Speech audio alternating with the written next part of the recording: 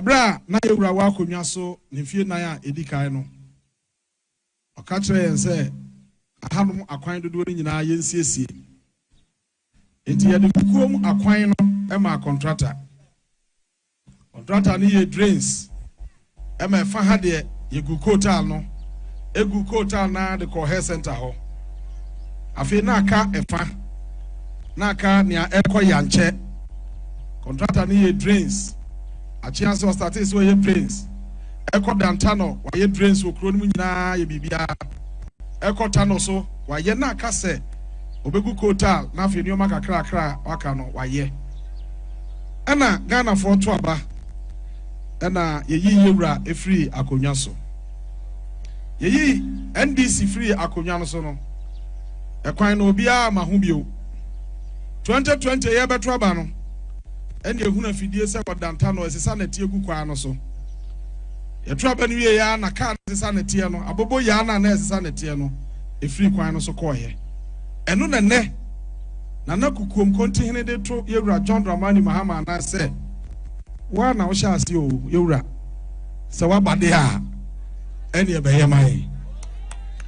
Na nasa ka si ana ekwan no si ana kwan no eye bra ye twitwa region no nanka si ana Tano River ninti nanka di si ana ekoka Ashanti region ho enti eye ya mekoba se si ana ka bra hafo ho nso Tano ninti ye ntimi ntwa nko ho na nanom be dia dance se owura rollers pen so eno de dade beto Tano no so ene kwan no da mu ensuo twa na Tano na ye ma na kwan na si nipa nko nipa ma owura mama ba no se da bi ekwan tie be se 5-6 kilometers munye drains akese wo so ye drains makomako 22 gravo kwan ni nyina awie akase ye di hotel beguso ena Ghana for kwa abato ena yewura ofura konwa no so ofura konwa no so no besi nde de eja no ho no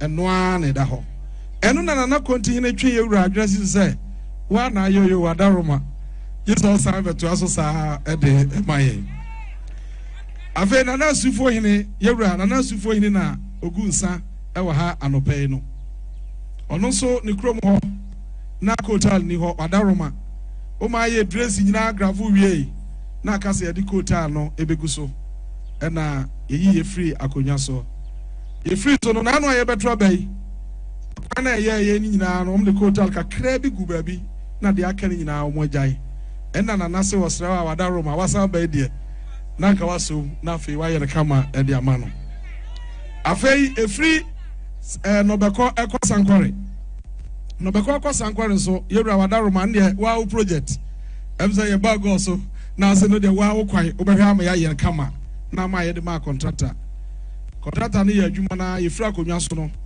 ye nuano ye nkomra besi ne yentimi enye kwan no eno na esese enka wadaroma wa bai de wie enpre komaye kwapo krom so na kwan ni ho wadaroma na ma yi kwan fa kro ni mu nyina ye dress nyina wie ye aka ko talan kwa ye free so besi ne no de eja no ho no sa na tie ena na esese wadaroma wa bai de na wa ye preko e de amaye na o haka bibia gumasu na mepesa wa obeka eno ho azel e wa yewura se yeduru ya menko minister for roads enchen na me kan kire de se ekwan ya wasu na afo sa to a ye de yansa kan ye na ye jaya ye nyina gu ho no on package na mni mi ye nhwe se manim ya ye ba ye kwan no ama o mafo ho ato wo mo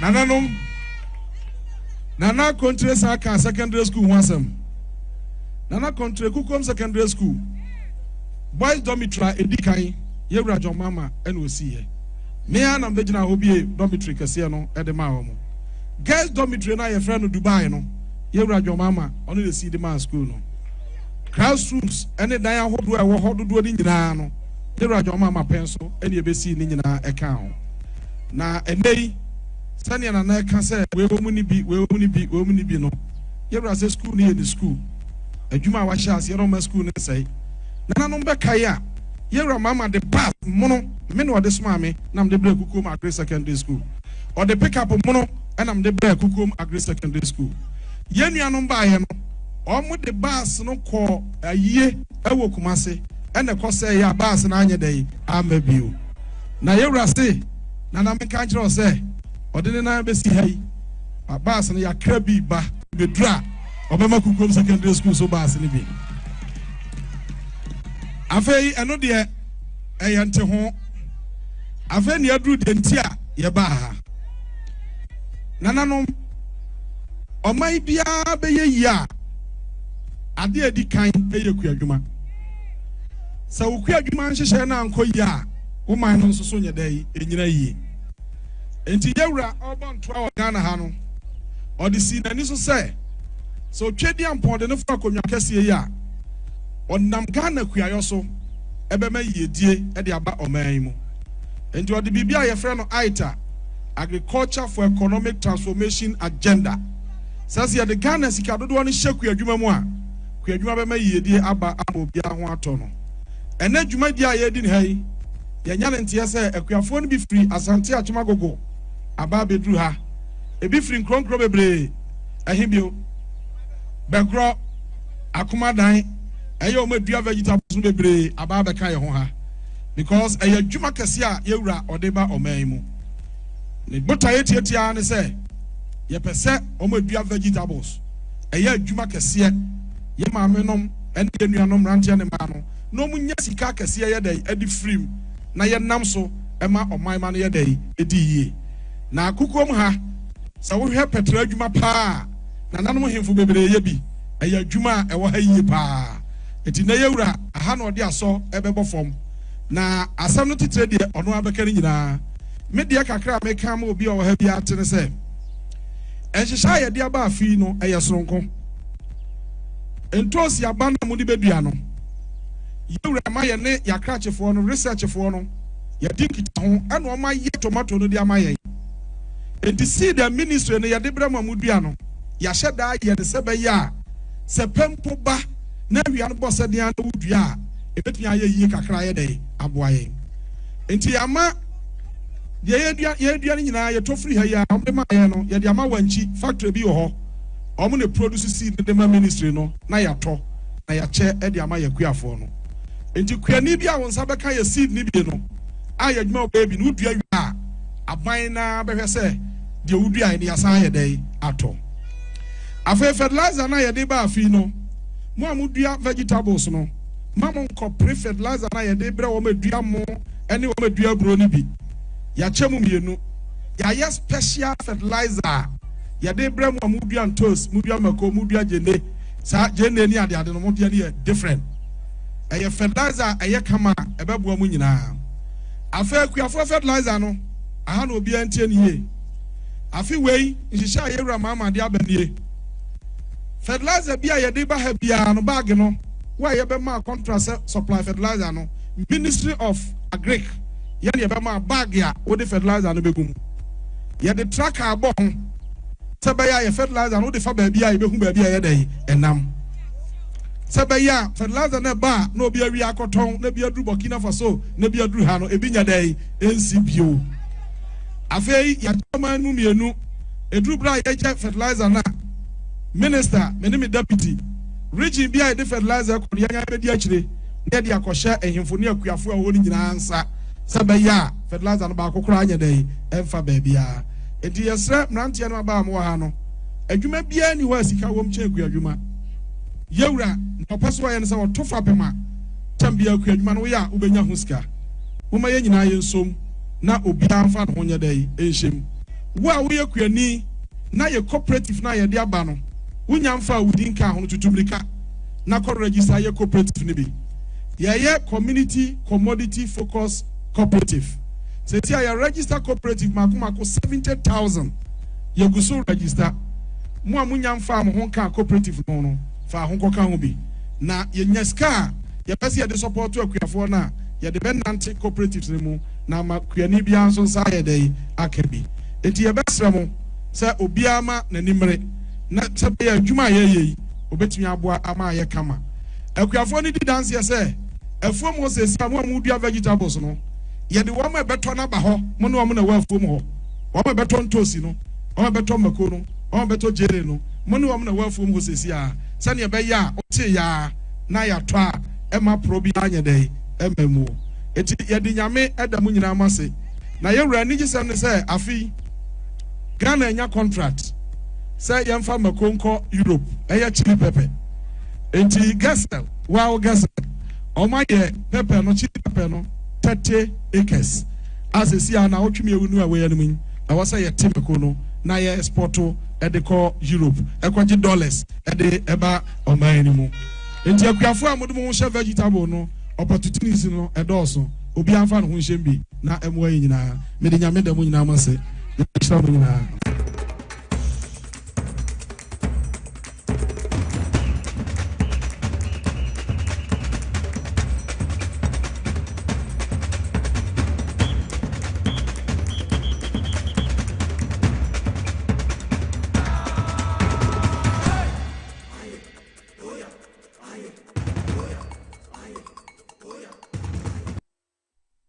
Memwakwaba Edeba TVXYZ so baby awa wo hwe me bia wa wutie power 97.9 FM so memwakwaba Edeba eye radio kese so baby awo bia nchia kese enkomon Thursday's edition of Inside Politics, the biggest socio-political platform Ghana ina nedra obi aye crowd free 3 akosi 6 de obi etie ena ye de brewi King Nicholas enemy ding anakin Nicholas ya owusi awesome wo frame ani na mejo so baby o bi ani check esen common so wo office o wo take care mu wo adwuma mu wo feel baby o bi ani nchia kese enkomo ye papa TVXYZ here wo a digital platform no so free to air obetumi ahwe dwumedie etie bi saso na ye call a satellite platform no so a multi TV digibox no so obetumi ahwe na wetie bi audio channel so ye wo so no so obetumi etie bi na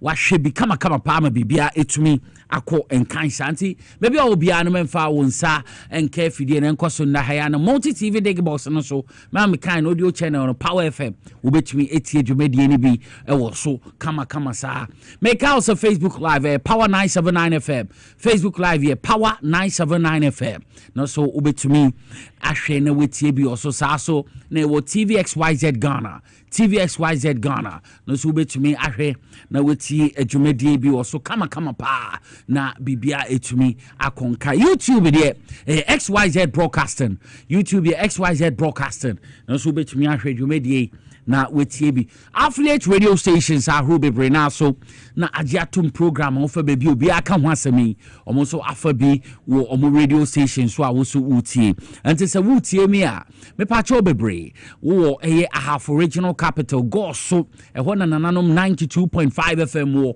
omo afa dwumadie bi a wo so utie bi ho ma menchi on the station with ambition ye question for south e ho ne Dunum radio so wo omo afa dwumadie bi ye twam hwi eba eye duan kwanta Charity FM 99.9 and so afa dwumadie bi ye ko enkran kwanta Doma West ho na make us say Instruma radio no so afa dwumadie bi omo domane in Potem enkran kwanta and some part of Ivory Coast omo so 80 eye border town nti omo na 80 eye dwumadie ebi ye ko Volta regional capital ho na Volta Power 94.1 FM afa dwumadie bia edide mo ho ne Global FM so afa bi etwem na ye ko Oti regional Oti region ho so Eniwase radio afa dwumadie bi sa so na Buem FM honorable Daniel Kwesi Ashaman ne Buem FM omo so afa dwumadie bi Ngligi FM or Savannah region any number of affiliate radio stations are roa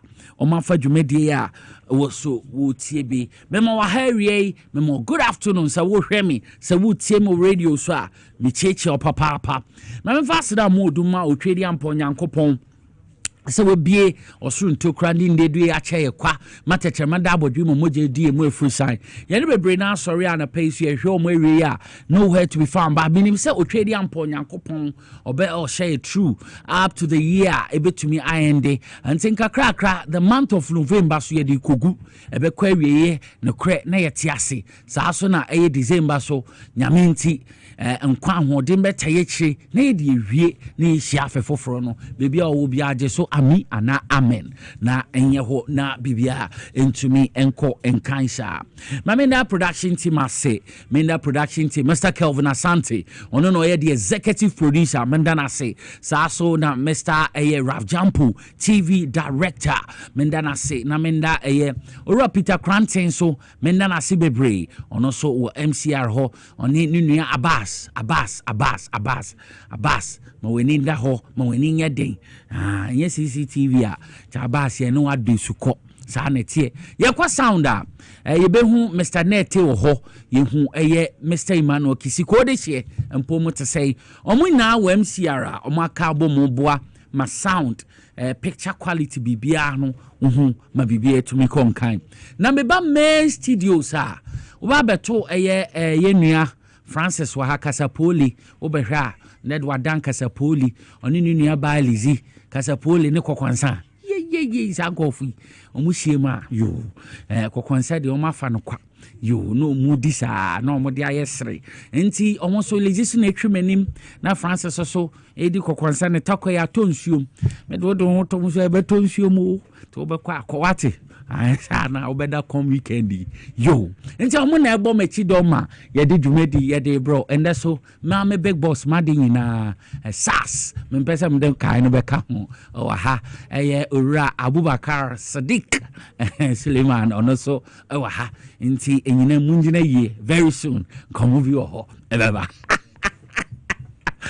baby I will be an check as come on afini query ye mumma ye ni enda ho yi fi se ndro mekaye na ya de a etoda tuda ansa na afini be query meka sa asemi nkofo small product ahroba wonim sa afini query ya ebushia ni ade hiem ye be hu can malt can cook can drinks ahroa ebeba obe so say buy two get one free obe her expiring date akano and so yes anka so expiring date no cross one age 3 months ansana content ana de woman no product no megumu na yaye ne kan no asa ana sei me pacho mama ye ninda ho food poison ahro ekoso na efisa anemen a expire edie bi bohu product bi na eguso biscuit no meka ho na ya track kase bi ayente ase wo hu say ya track expiring date wo hu say ya track manufacturing date wo ho mesremo mama ye ninda ho afini kwa ewiye no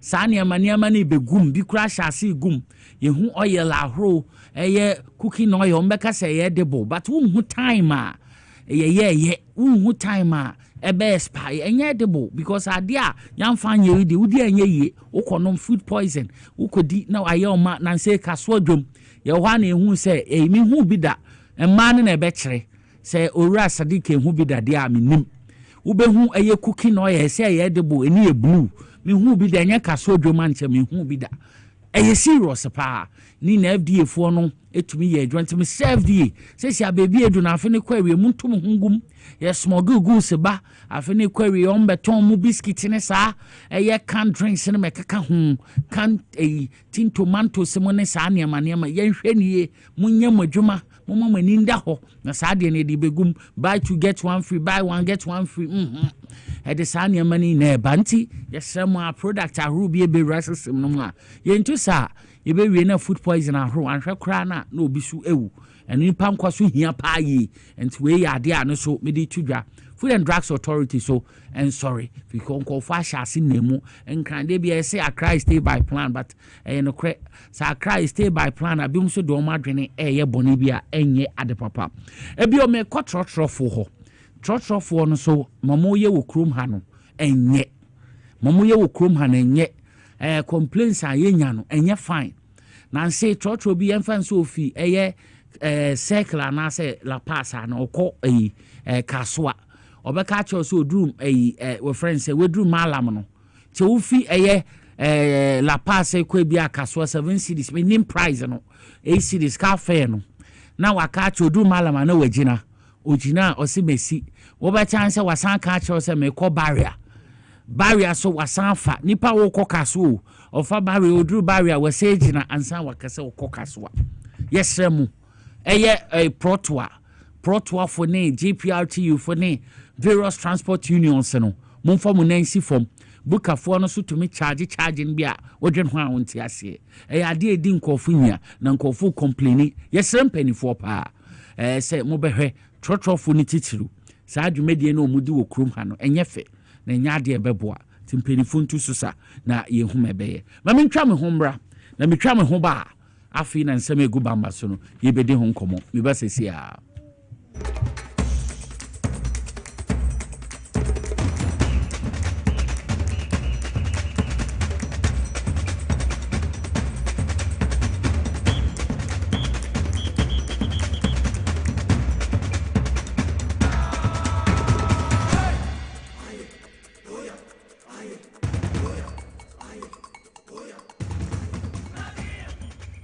Yakwaya say ababio inside politics you medie and wasuguso na wo hwemi na and that's so the speaker adema the parliament the right speaker honorable Alban Babin dia rule over controversy of Pandai sheet no or parliament wo 23rd sitting of the 3rd meeting of first session of the 9th parliament of the 4th Republic of Ghana yankwe Asama, the right speaker or the Tuja. Members, the effect of the order, to my understanding, is that the Electoral Commission is to conduct a rerun election within 30 days, implying that the original declaration of Honorable Matthew Nyindam as the winner of the parliamentary election is invalid, and the member is no longer a member of parliament. I, however, bring to the attention of the House the provisions of the Court of Appeal Rules 1997 CI 19 as amended in the Court of Appeal Rules 2020 CI 132, Rule 27(3), and it provides as follows. I quote, "There shall be a stay of execution of the judgment or decision appeal against for a period of 7 days immediately following the giving of notice of the judgment or decision," unquote. This rule appears mandatory in its terms and applies in every High Court decision capable of appeal. The House's attention is also brought to Article 105 of the 1992 Constitution, which provides that a person who sits or votes in Parliament, and I quote, "knowing or having reasonable grounds for knowing," unquote, "that he is not entitled to do so commits an offense." It is crucial to emphasize that Article 105 is penal in nature should the member know that he ought not to be in the chamber and he participates in the activities in the chamber. Honorable members, it's therefore too much premature to say that the Honorable Matthew Nyindam is disqualified from entering and participating in the proceedings of the House, because this period still falls within the 7 days mandatory stay of execution of the order. Honorable members, this is not a declaratory order. It is an executive order that was delivered by the High Court. And so the honorable member is right to have been in the House yesterday and to have participated in the proceedings.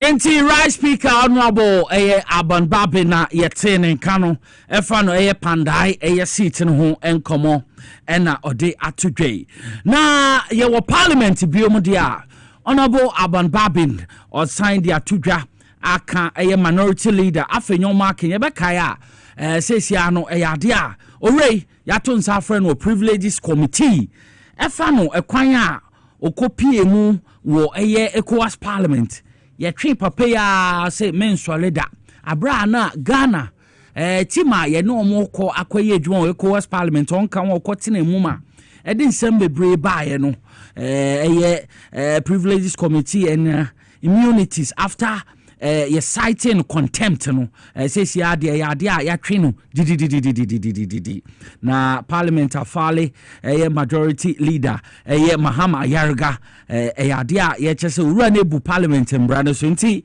no so ade ombeto nsa afre no ma wokoyina no yenkotie nsema Right Speaker Aban Babin Odetudwa.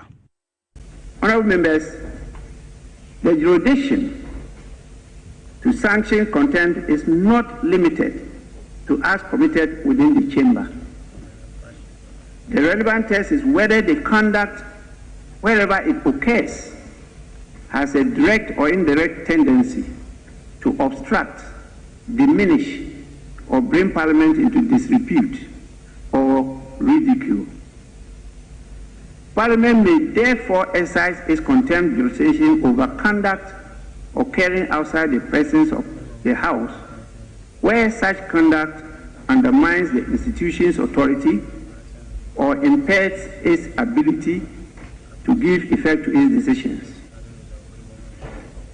Honorable members, I note that the specific instances of contempt listed in the standing orders, such as disorderly behavior, deceit, or disobedience of an order issued by the presiding officer, do not expressly identify non-compliance with or disregard of a resolution as a distinct ground of contempt. A resolution, as earlier observed, is a decision of Parliament, not an order of the Speaker. There is therefore no express provision making its breach a stand-alone category of contempt. However, Section 26 of Act 300 makes clear that the enumeration of contempt grounds is not exhaustive. Parliament retains the right to treat as contempt any act that impedes its functions or affronts its dignity. Order 31A similarly contemplates conduct, whether specific or general, that brings Parliament into disrepute or undermines its institutional authority. It is within this broader category that the present allegation must be assessed. Honorable members, it is useful to consider what constitutes an affront to the dignity or authority of Parliament. Orders 30C and 31 prove directly or indirectly brings Parliament into disrepute or which undermines its authority, reputation, or dignity may amount to contempt. These capture behavior that, while not obstructing proceedings, undermines Parliament's standing, coherence, or credibility. An affront to the dignity or authority of Parliament may arise where a member's conduct A. challenges or disregards a valid act or decision of the House. B. diminishes the institutional authority of Parliament or the Speaker. C, undermines public confidence in the discipline, unity, or dignity of Parliament. Or D, brings Parliament into disrepute before state organs or external bodies. Unlike other specific grounds of contempt set out in the standing orders, this category focuses not on the place where the act occurred, but on its effect. Conduct that conveys the impression that Parliament's decision may be ignored without consequence qualify as an affront to dignity, even if committed outside the presence of the House. Democratic experience across the world teaches that institutions endure not by their formal design alone, but by the conduct of those entrusted with them. The strength of this House, therefore, rests not merely in its constitutional design, but in the consistent respect members accord to its decisions and processes. Honorable members, having reviewed the complaint, the standing orders, and the governing principles, I am satisfied that the matter raised prima facie implicates the dignity and institutional integrity of this House. Pursuant to Order 34.1, I therefore refer the matter, the complaint lodged by the Honourable Member for Bawku Central and a majority leader to the Committee on Privileges and Immunities for examination, inquiry, investigation, and report to the House. The committee is directed to 1. Ascertain the relevant facts giving rise to the complaint, including the actions taken by the House and by the Honourable Member concerned. 2. Review those actions taken within the framework of our standing orders and the applicable protocols of the ECOWAS Parliament. 3. Determine whether the conduct, if established, constitutes contempt of Parliament or a breach of privilege under Orders 30 and 31A. And 4. Make appropriate recommendations to the House for its consideration. Enti assembly na na dawono assembly na na say Yabakaya on the floor of Parliament Tuesday 11th November 2025. Yabakaya Majority Leader Honorable Mahama Ayargo QC Honorable Afenyo Markin of defying Parliament orders by attending a sitting of ECOWAS Parliament. Yabakaya Minority Leader Sansemi Ayanton Sanfreno Kopie Mohwa and only and some enti way na ma majority leader so ebobo speaker mani say na ekoye anu na ma yatonsa afreno because a contempt of Parliament a breach of parliamentary privilege anti yatonsa afre afenyo marking so ombre no me yina no vigwe when fa ibu amfa ma Parliament no na kwan yo fa so tu na na mo no so amboa nti ma ekopie mu edono na ye kwaye nima na the government of Ghana through Ministry of Food and Agriculture on my launch the Vegetable Development Project and then a course under the Feed Ghana na Eat Ghana initiative and also akoso wokukum isuna for South half original Jumedi course.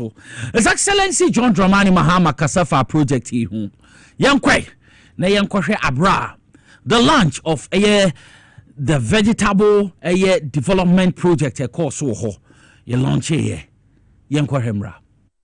It is a great pleasure for me to be in Kukum today for the official launch of the Vegetable Development Project, affectionately known as Yeridua. This initiative represents a bold and strategic step under our flagship Feed Ghana program. It reflects our collective determination to transform Ghana's vegetable subsector into a competitive, technology-driven, climate-smart, and job-creating industry. Today is not just about the commissioning of a project. It is the beginning of a new chapter in our national agricultural renaissance.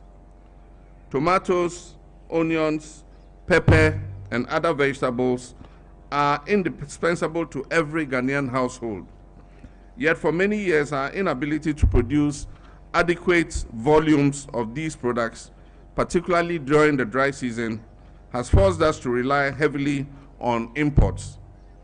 These imports expose our economy to price fluctuations, foreign exchange losses, and unstable supply chains. The Vegetable Development Project is designed to address this long-standing structural weakness and reposition Ghana as a net vegetable producer. And so through this project, we aim to build a competitive and sustainable vegetable industry anchored firmly on our own domestic production, to expand large-scale and smallholder to production of tomatoes, onions, and peppers using improved seed varieties and modern agronomic practices. Strengthen the entire value chain from input supply and production to aggregation, storage, processing, and marketing. To create dignified, predictable jobs, especially for young people, women, and persons with disability. To provide irrigation infrastructure required for all year-round production. At the heart of this plan is a simple, undeniable truth. Without water, vegetable production cannot thrive. Without year-round production, we cannot achieve food security or reduce our imports. This is why irrigation development forms the backbone of the Vegetable Development Project and our overall Feed Ghana project. The Vegetable Development Project will deliver solar-powered irrigation systems covering 60 hectares of land across 6 communities. And the communities are Kukom, Nobeko, Dantano, Sankore, Asibrim, and Kwapong. These installations will provide reliable water supply, low energy costs based on solar solutions, reduce carbon emissions, and ensure climate resilience. Mfide a yɛde ba yɛde tu nsuo no ɛde ewia ɛna yɛ adwuma nti one ECG ɛnni asɛm biara. Farmers involved have begun receiving substantial support in the form of improved seeds, organic fertilizer, agronomic training, and digital advisory services. A committed buyer, FarmMate, has been introduced to secure predictable markets for all the farmers' produce. Additionally, a modern pack house will be constructed to handle the grading, the sorting, packaging, and cold chain management of all the vegetables that are produced. The entire project has been carefully designed to be completed within 12 months. This Vegetable Development Project will be replicated in many other parts of the country, especially in the north where water availability is a major challenge at many times of the year. Ladies and gentlemen, the Vegetable Development Project is not a standalone intervention. It is integrated into our broader Feed Ghana 2025 to 2028 agricultural transformation agenda, which seeks to restore Ghana's food security and agro-industrial dynamism. Under this project, government is scaling up the production of strategic commodities such as rice, maize, soya bean, vegetables, cassava, poultry, and cashew. We are establishing farmers' service centers to provide mechanization service, input supply, repairs, and extension support. We're expanding and modernizing irrigation infrastructure nationwide. We're developing commodity-focused cooperatives to strengthen smallholder participation in the value chains. We're supporting youth and women through targeted initiatives such as backyard poultry and entry point livelihood support programs. We're improving storage, marketing, and agro-processing capacity to reduce post-harvest losses. and we're enhancing market linkages, including institutional off-takers, processors, hotels, and major supermarket chains. Through these efforts, we're laying the foundation for a 24-hour agricultural economy, an economy that is powered by technology, reliable markets, and continuous production cycles. The vegetable subsector offers some of the highest returns in agriculture. It is labor-intensive, it has short cropping cycles, it supports rapid income generation, and provides healthy food options for our population. Under the Vegetable Development Program, or Yeridua, the Ministry of Food and Agriculture will introduce climate-smart technologies, improve seed varieties, sustainable irrigation management techniques, structured marketing arrangements, including guaranteed offtakes, cold chain and packhouse infrastructure, capacity building for women-led businesses and youth entrepreneurs, linkages to processing industries to promote value addition. When we strengthen the vegetable value chain, we strengthen household nutrition, we create jobs, we reduce imports, and we increase farmers' incomes. This is the vision that is driving today's economy. The Ahafo region continues to display exemplary leadership in agriculture. From staple foods to high-value horticulture, the region is emerging as a hub for innovation, sustainability, and commercial-scale production. The solar-powered irrigation facilities we're establishing here in Kukom will expand dry season production, strengthen farmers' cooperatives, supply markets across the country, create employment opportunities for young people, improve household incomes, and position the Ahafo region as a major contributor to our national vegetable supply chain. Enti His Excellency John Dramani Mahama and na yetse nka abromu launch vegetable development project and their course wo kukum isuna for south feed Ghana we and the feed Ghana Eat Ghana initiative and no ohun asem na yede tu dwa no na meka wo se endankasa no His Excellency John Dramani Mahama besen kopiem wo bechem ni importem wo ade a poultry processing factory na so wo bechem eno na edaso no na wuti poultry processing factory na wo hwe TV no eno na edaso ba for the benefit of your listeners no o se me church mo hu enti poultry processing factory na edaso no we na His Excellency John Dramani Mahama nde oko launch wo bechem no na mamun church me na hu department no and I say who factory no processing how umbeye ye wo meat processing factory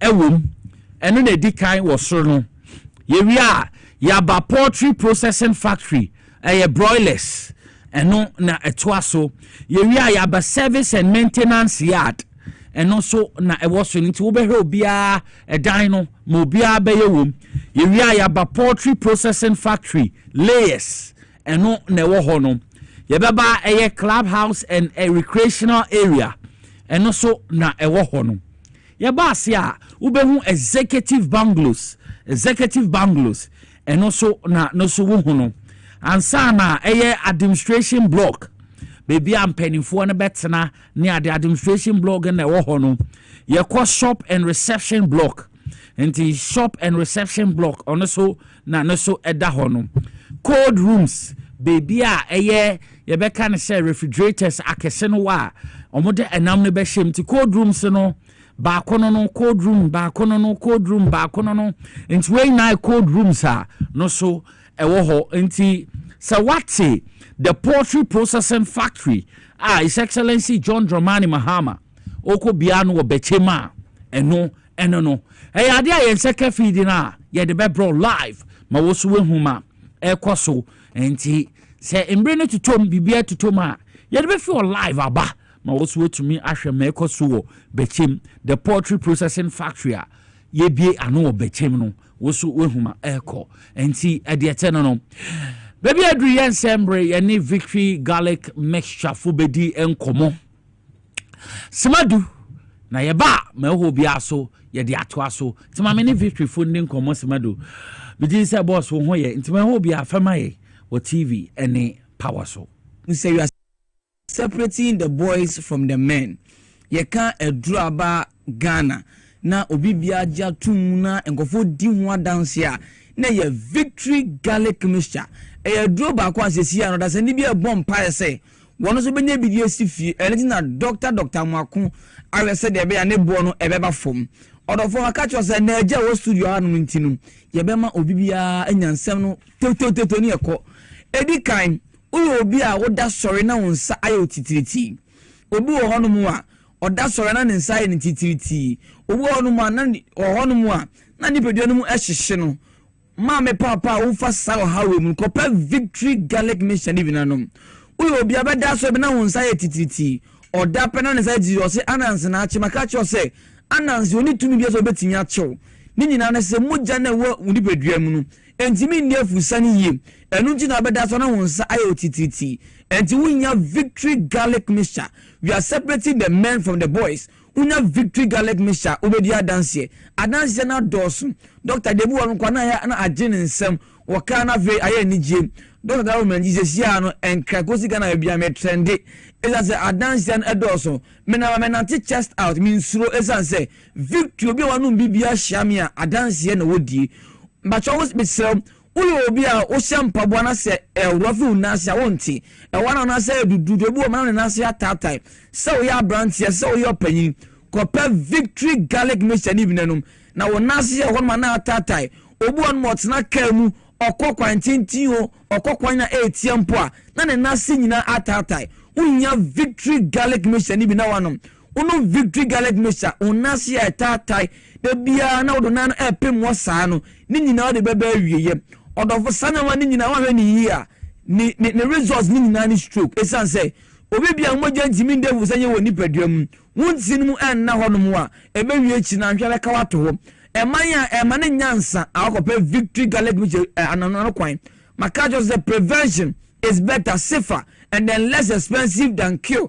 Obu on my kan odi achinye obi say manum garlic mixture wudo bebre anyimi timi de hey de o kan nyina me say ni nyina answer per Victory garlic mixture. We are separating the men from the boys. Edoni de obati ka bebre na mmom de ametima kanfo de ama se kope binum ena woto ye duro no so bia ye mo akwanya se frɛ number no 0242 54 5633. Your number is 0242 54 5633. Ghana Herbal Shop bia benya biato. Pharmacy shop bia uduru auto per Victory garlic mixture. Esanse wonase ya tata. Wonom na se obada so na wonsa ya otititi. Wode nyina na se kope Victory garlic mixture. Obi frɛ last time was say media garlic mixture na yabo wu de ro bebre manuma mi huhwe ene ti de mu kan ya me dem pa se magiedie ena Dr. Kachi ne se ma me fa gidi na koto gidi na mo na koto Victory garlic mixture wo de wo to bi pe frɛ me ebra ma me koto e no de o se yo ofe doctor ena me no kase ma me ne se onu medunu 2 days na dia onhu se de pedua ne ye no wa mo agiedi se Victory garlic mixture enye do be tinya to edro bia o Ghana ho afe uyo obi wo honom a na wo yime kakra na wabre obi yejuma kuma bi na wabre wo ya contractor first na utumi ya adwuma den ekwa akire sesi ade abanyina ne se bi kakra bi na hom na wo tie so unya Victory garlic mixture bi unom a ma me papa me nua ba me nua brema ne nyina no wo de beba ewieye afe nso obi won mo ayekese bebre na fu ayekese bebre eba na sa ena mana dwudie nti wafunu ayekese oyo ba wo ye bema mesro kope Victory garlic mixture ni binanum wo wafu ayekese tie wafu ayekese me na broso oyo ba bema na mmom uni osa na se uni osa Victory garlic mixture no pa num enyum no eto na se so mienu me pa cho wonum a twense ubenum anse wadidi awia didi ansa wanom anumle didi ansa wanom se woni osa uyo obi a wo osa obi frosi mi wo osa be se me no Victory garlic mixture bon modern se ube didi ansa na wanom Victory garlic mixture se wo osa hesade ne nsopa momfo ekese bebi obese etwema fom kope Victory garlic mixture ni binano na bebo apa obu hono ma wontimi na obu hono ma enna ho demano anajo wonna na ne gusu saa onu Victory garlic mixture abebo ma watimi ada na afi wo nerves ni nyina mood adada ho na boama ho so umpom ayedini anopa be sori na wa hodini obi won ma no pa so na hunere hojo obi wase mede be sori bia na nipadua ay memre as ya bom pa cho mesrew woni boxer bia nkuntokwa anajo ni nyina na se nipadua no uvensi mu ntimi na o ma ntimi na yie enu ntina na pa bia be sori no na woni nipadua no ma ye hojo per victory garlic mixture bi nanom unum bia wonso odi ni nyina bebe wiye obi won ma mene ne kase ohono ma me panyin ose ohono ma na ya soja de gu mi nipaduam hyehyeme ena ne kotodwe ena ne nsa ena ne ha opa victory garlic mixture bi na sa wono mo a odofo a wo me na wutie odi ni nyina bebe wiye afenso victory garlic mixture eboa ade bi efe no detoxification me catch you say anya bi kwa na bosumi bia na se inkobi bia detoxify ni pedua se kase detoxification na ni nyina na se esa na nna ye ni ko ni pedua no mu chemicals awodo ni nti esese nka bosumi bia ekwa awieye no na nka wa detoxify ni pedua na chemical bia re ni pedua mu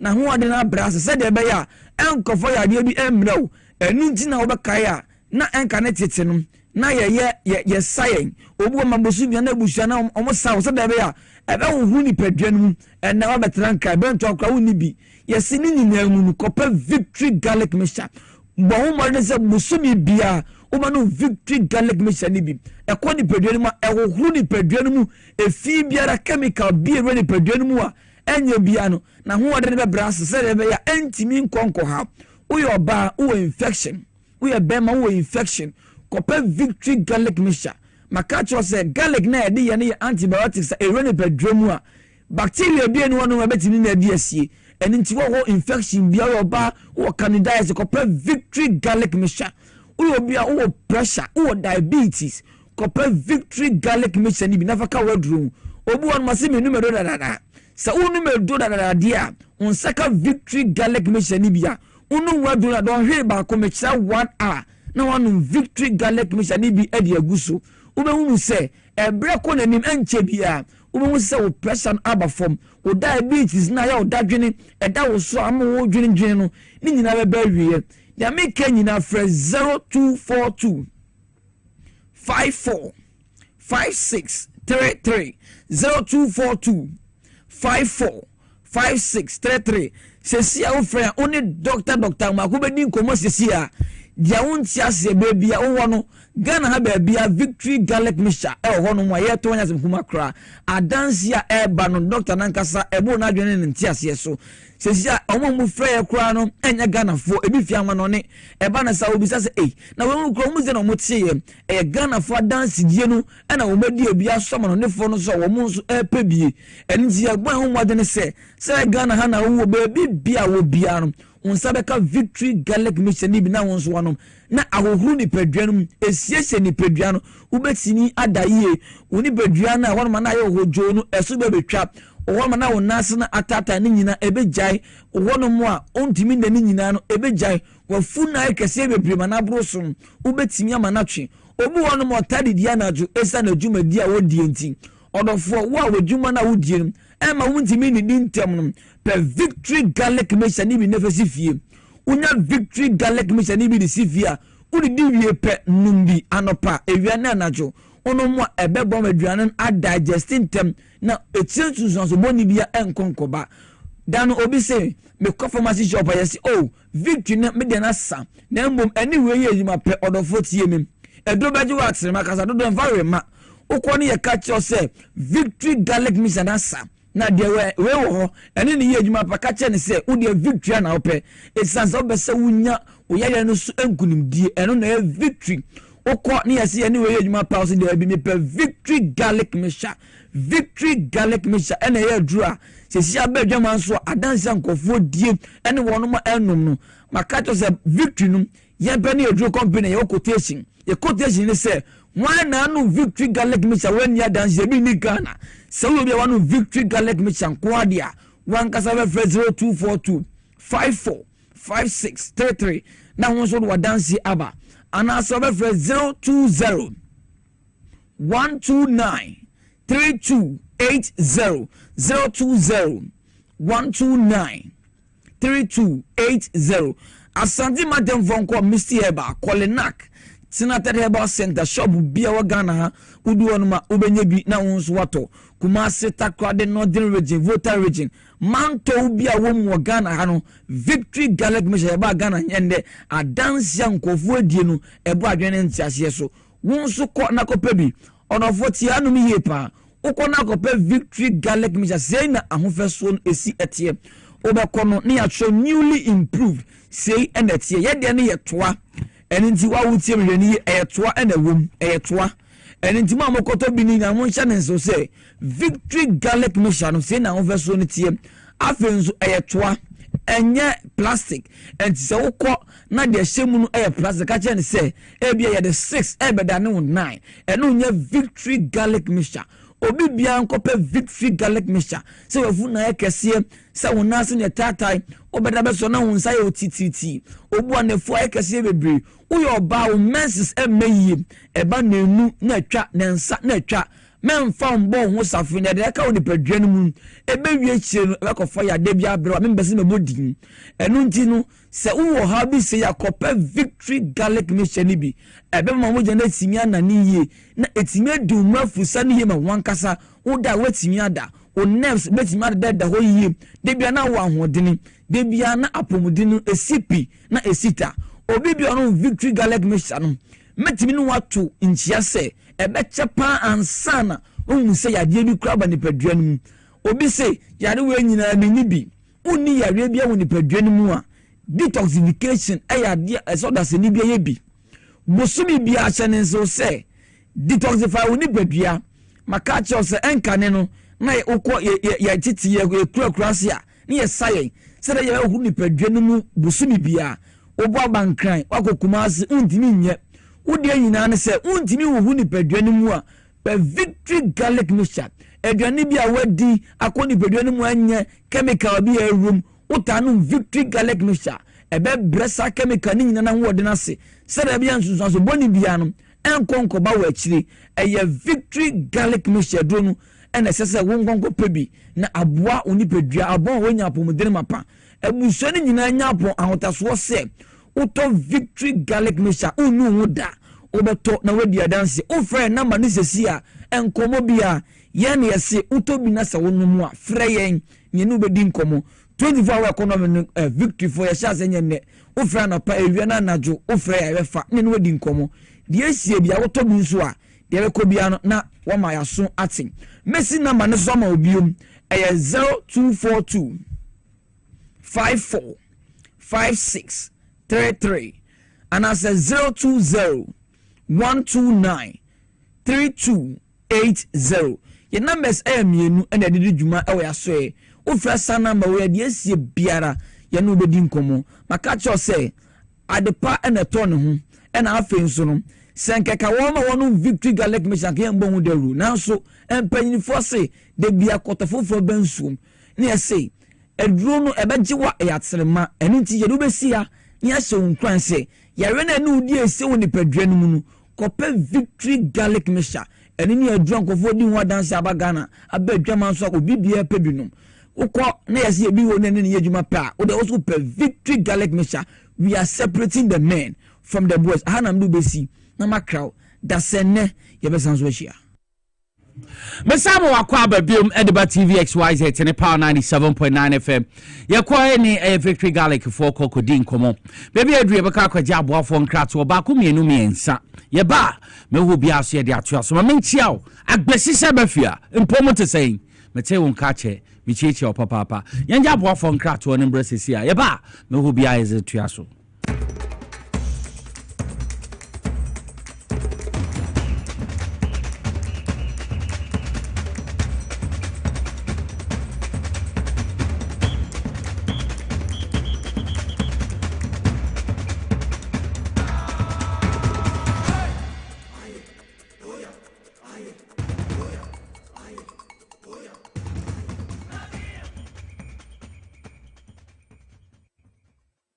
Hi, I'm pleased to introduce to you Cancer Mixture, a herbal mixture for arthritic pain. Arthritis,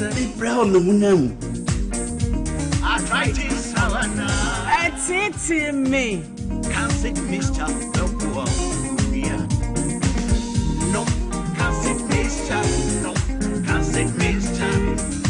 Yerba Biana no drew Morio ya or arthritis. Cancer mixture obey Juma when you put it inside. I'm a pencil new grand. And if you be a menu on your market for your button, a woman one menu for.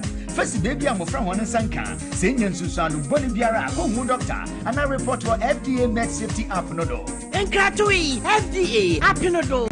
Now, again, I obey ya, or that for my son, Yefrum, Emunin. Oh, Miss Entry, also ya rea titi be ben fiepi, now so, Niamun yonoda, Semicho, no who dramata, me no shea, ebe young mama. Meaning, say, what are also time for Hexa capsules, any Hexa mixture, Yanum Bom Kutia or Sanubia Mano Anum, and can you want to know that also Drodi, and one Hexa capsules, any Hexa mixture. And come ninchemu. Also, a kura, a toya funo, any and sunumu, etuma we funo ekikawa, what you want any, was it to me, Emma, we checko, a bra wedi di every. So how I also there, compare Hexa capsules, any Hexa mixture, nanum bom, now abato. Pedudua, ko okanshi drug lane, Kumasi Dani Hebal, Takradi AA Mensa, Anafre 020-3822-855. Appear for about Tanya Wama on more friend for any more fra when you fear dum ye no enka. Hexa capsules and in a mixture. Also time for FDA Aji Edwedi Nkratui Atom. Hi. Now let me tell you about Safari Valley Eco Resort, the first of its kind in West Africa. Upon your arrival, you are introduced to your butler, who plans your itinerary. We were surrounded by wildlife from the moment we entered the eco park. So many activities, all in the same premises. Visit the gym or the stables, they have it all. At my break, I'm able to practice my putting. We also went fishing on a man-made canal. Our tour guides taught us so much about the wildlife and how to interact with them. They used only electric vehicles here. This creates a serene environment. I'm told it's over 1,000 acres. My cabin here sits on 2 acres with a large terrace space overlooking my private swimming pool. Now this is royalty. They have their own farms, thousands of fruit trees. I can also have my lunch here at the waterfall. Quite a beautiful place you have here. Visit Safari Valley Eco Resort in Ghana, bringing you closer to nature. Obrebo eye ejumada. Ebwa eyam eduane. Ebwa eyi insa free ni peduane. Na ebwa woni pedua ma etena ho yi. Nanso, woni say niema a yedi na yenom. Timi ma brebo ye ejumaden sen pote. Mehuda.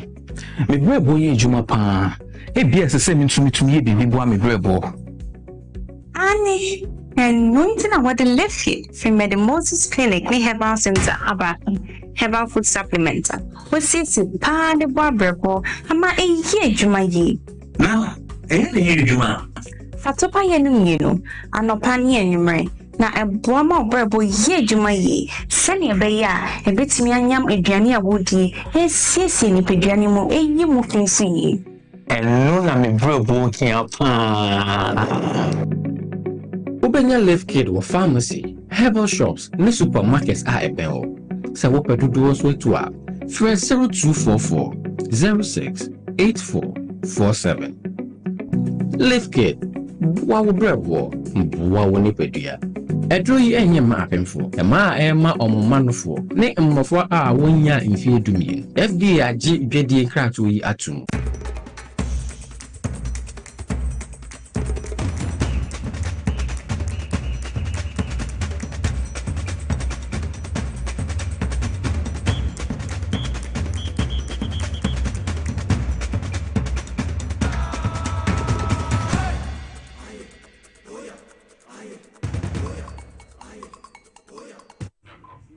We yam putum anase putum.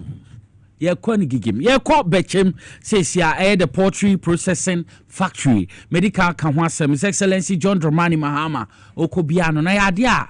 Ekoso sesia anti mama yenkwe na enkwahwema ekoso wo bechem eye poultry processing factory ye tunwa anamo na abeboa oman Ghana fan ye didiem yenkwahwemra munya emfa ko juma coastal wa bechem na emrebia emano ba abeto ne bia na mode moye fi coastal no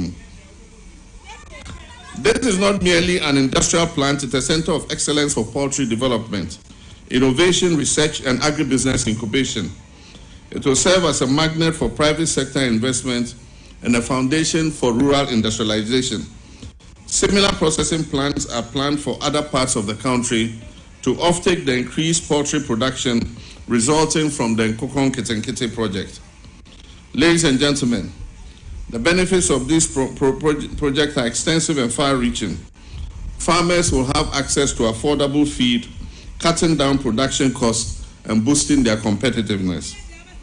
The processing unit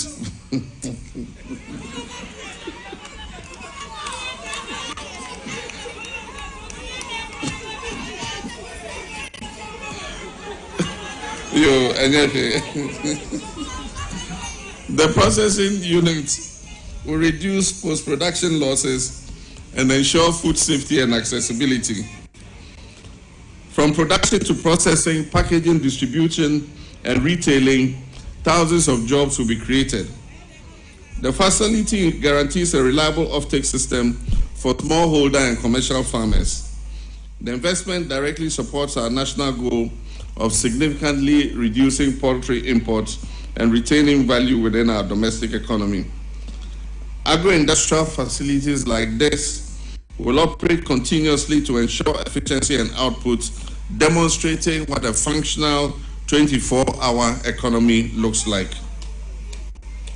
This facility is one of the several reinforcing interventions under the Feed Ghana Poultry Transformation Plan, which includes poultry farmer-to-table projects supporting 50 commercial farmers and 500 SMEs, Nkukong Kitenkite Backyard Poultry Project targeting 3 million birds for women and young people, the Cruella Project scaling up access to hardy dual-purpose breeds for households, revamping hatcheries, breeder farms, and veterinary services in all regions.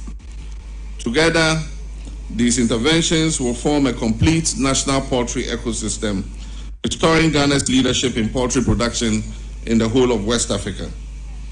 I've directed the school feeding program to procure locally produced poultry for feeding our children in school.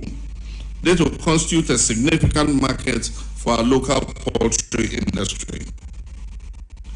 I'll also soon launch the school's poultry and livestock project, in which schools and institutions will be encouraged to own and operate poultry and livestock farms for self-consumption and for commercial purposes. Enchebia yebetro ya secondary schools e work Ghana hanyina na ya boa omo. Into school bia obebie poultry farm kakra na bebia wo hwe ndwan ne mponche ne ade enti emwani bi mo de benu aduane ama school for no ebi nso mbeton na school na nya sika e de aye bibi pa.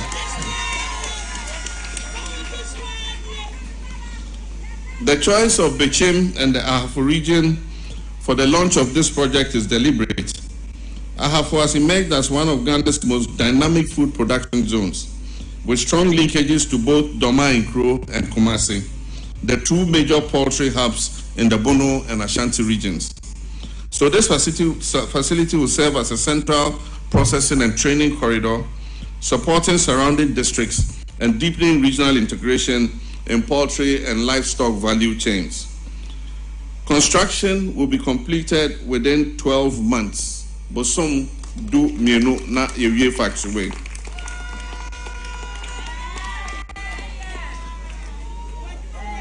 Enti ebekwa akosi afia ebei samre na yasan hye mu ha na yebebie factory na no.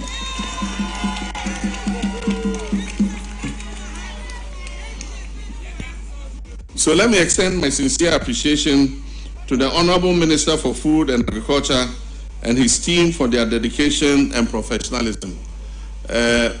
Mijina obiana so ebo yenua erikopoko abaso. If you say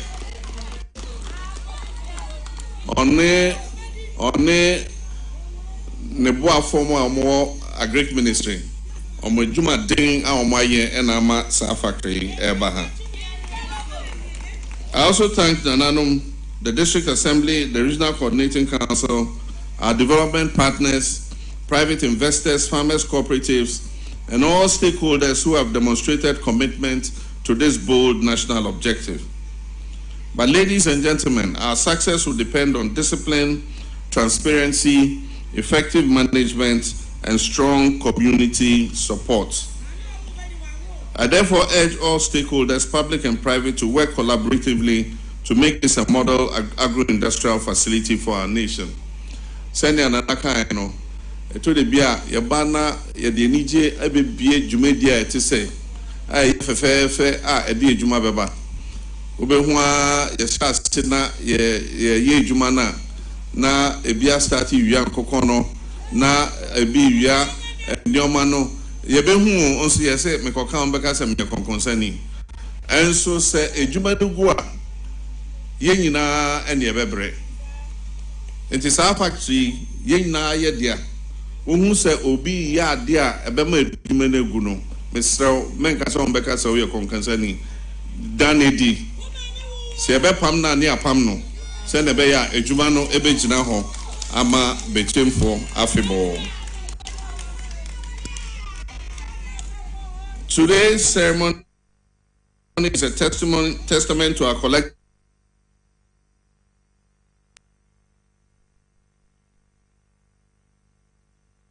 resolve to build a Ghana that produces what it consumes,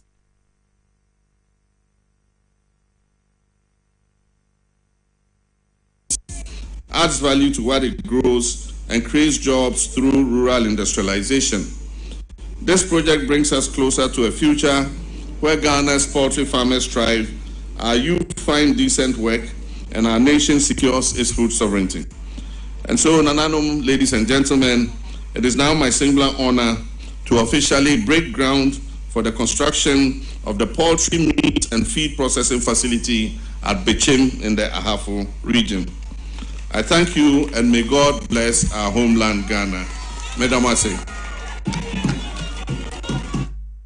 John Dramani Mahama, Tano South, Bechim, to be precise, na poultry processing factory akwaso ho me pacho mon sign emfa picture no how our processing factory no etie mon fa sa picture no to ho mame na me nchechim processing factory na enye ketwa my boss mudi kan de to men san cheche how ete na Ghana fu won ha enti sebia afi na wutia the poultry processing factory na da ho no how ayesi no we hu meat processing factory ono na sro no ye we beba poultry processing factory broilers no na di kan wo ho yaba service and maintenance yard and san yaba poultry processing factory layers twaso ho clubhouse and recreational area and also na wo ho no ye we beba executive bungalows no so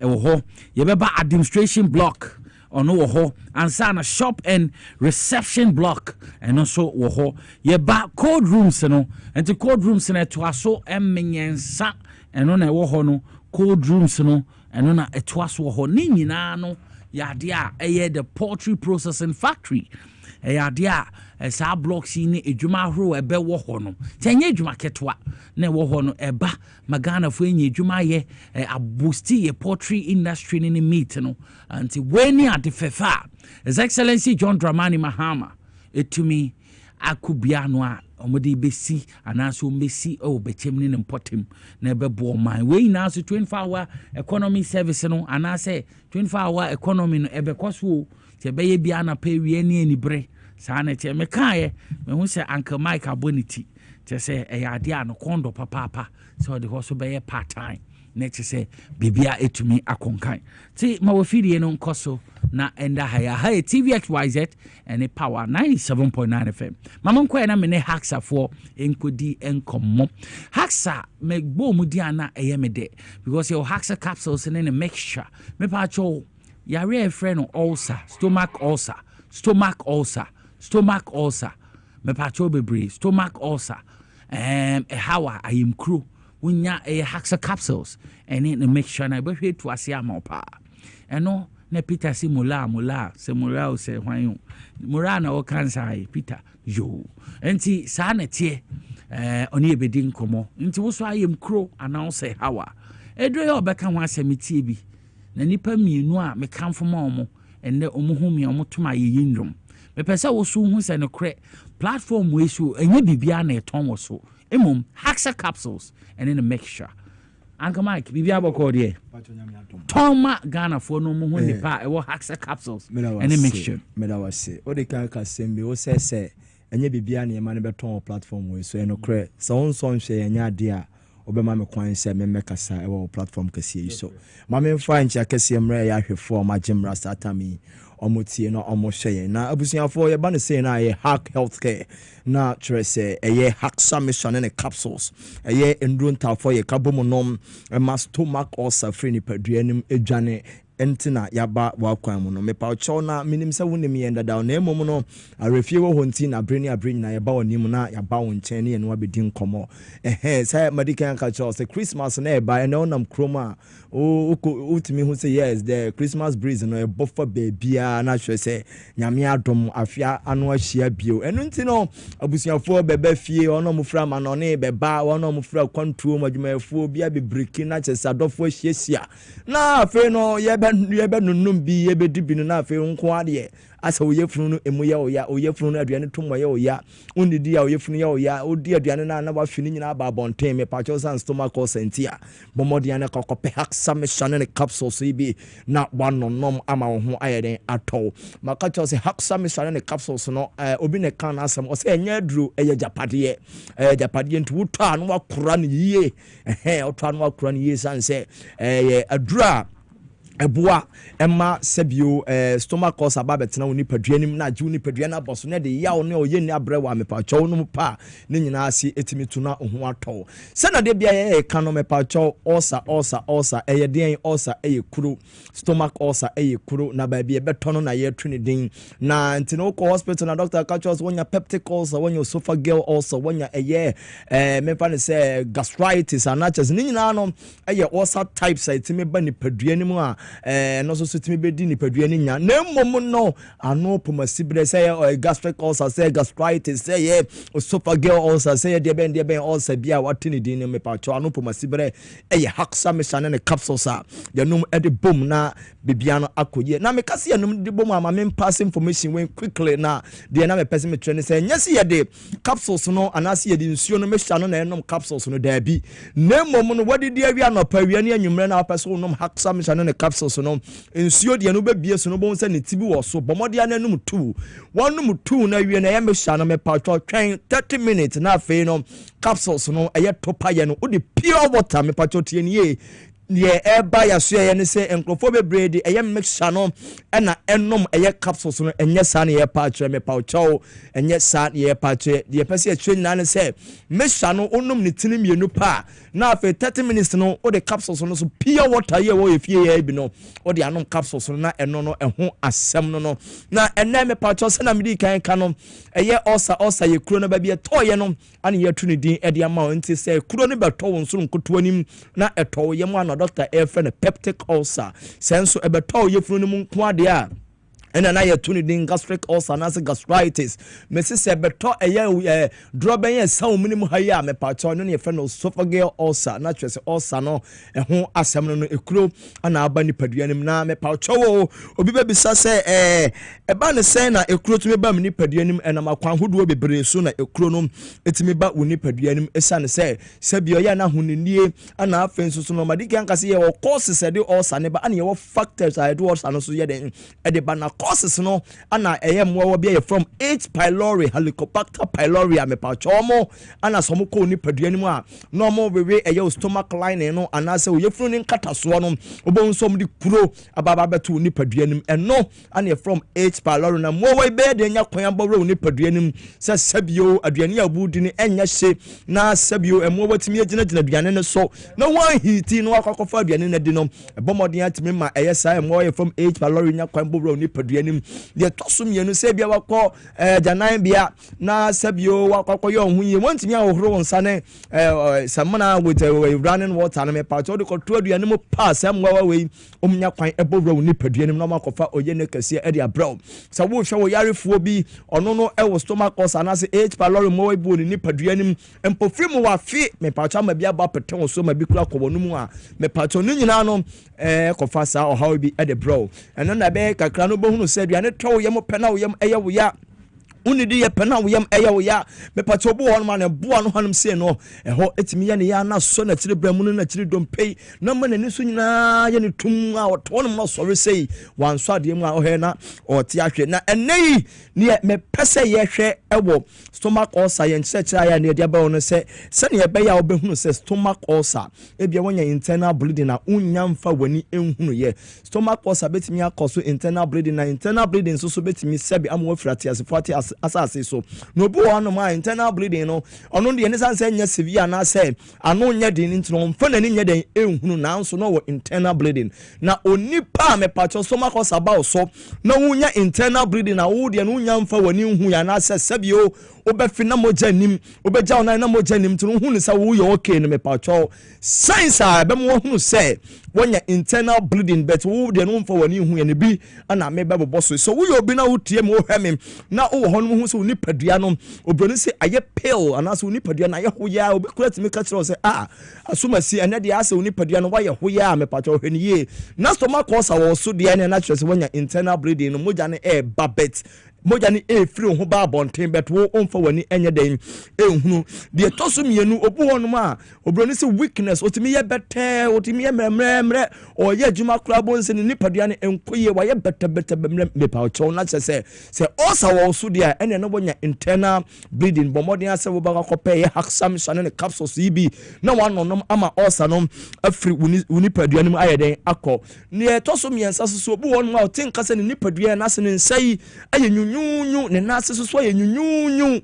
wo obi na wo heme na wo hu sade bi science bi oni padua mu a na wo stomach ulcer de ne ehunu ne se moja no wonya internal bleeding na moja ne efiri wo mu kakra wo mfa wani enye den ehunu ye me pacho de di won so no broni se low appetite na se obi won ma onya atenka kura se won fanti aduani eni na chwe se aduani na si wani mi so se be ya beti bi adi na dane boachi bi di hunu ne se ulcer wo so de a eni na internal bleeding na di sanu ma woni na eye den ba no akope haksam sane ne capsules ibi na wanonom ama ohun atọ uja unan na sabio janan no hunu sa aye tuntum sabi aye nsuensu abomode na sene nso se wo ulcer na stress internal bleeding bi aba oni padua no kono akope haksam sa ane ne capsules ibi nonom na ohun enye den ento me pacho utin kase ebia business bi ati se woni aha na so wo hono ma che se asa kwaduro bi abeto so ase bibia nkan se ye adwuma na bibia nkan se keka ho me pacho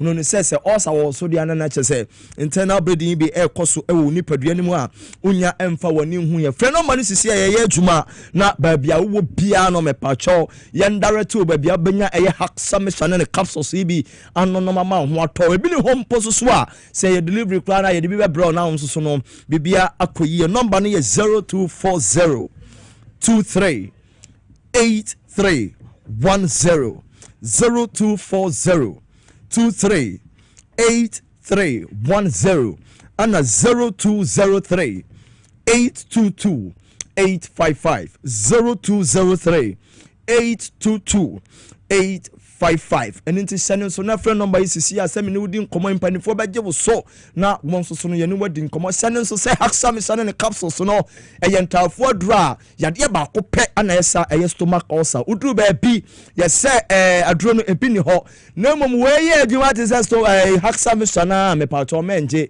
esa ne say aduro no ode ma no e bia na e kosati yade aduro ba ko pe na e kwakosa we nzo ahun say hun sunsu aso papa bia me pa cho Phone number na me dey ma no sisi an 0240238310 and 0203822855 na won so no ba bia won ye ndareto na ekope adroni beto ana so yemfa bi mrewa ye de bia brew afei so me se no se ne nkrofo from haksa me sane ne capsules sanse we ni pattern si won ma abahemu 8 wo stomach ulcer a edi wo munya ntin me pa cho asamba be ye business eni nto pa adwuma bi do sika hyemu a o ye pharmaceutical shop ana so we herbal shop ana so won tonton boja wo e bia kwan ho na ba bia waje shop bi na bomodi asba ka kofa haksa me sane ne capsules bi no wa tonton wonya mfa so puduo na so so dia check o half Christmas e ba na so so no wani enye den enti number ne bio e 0240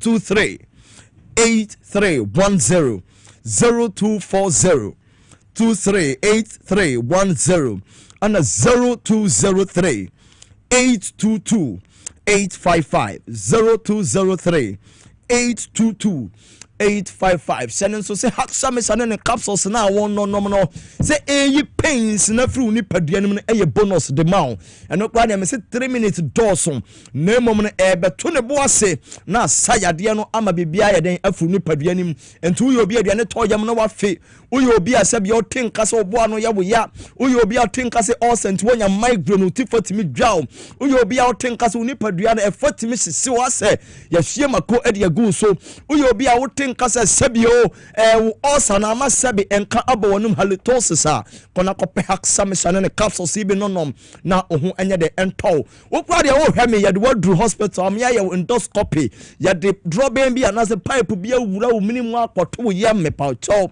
yawa wade we mo no mpesa obeti bibio esane se haksa mesha ene ne capsules aba edi amount ene nti sa ne nyina ene ye jai emo ho musio enko sala tentensa wo de wo ko ebia hospital na bibisa na emom no se symptoms amebo boss nyina no tinka bi wo nipadua mu a ene na atwe se ye stomach ulcer na edu nyana kona kope haksa mesha ene ne capsules ibi na ohu ento number ni bio ye 0240 23 8310 0240 238310 and 0203 822 855 0203 822 855 Menoka sai fresisia na yenu ni nkomo enti ma menka haksa mesane ne capsules na jime so osa ne tamfo Kiniko the Mola man Kin Mera say enti haksa for na eni omukodi nkomo no haksa capsules ne mixture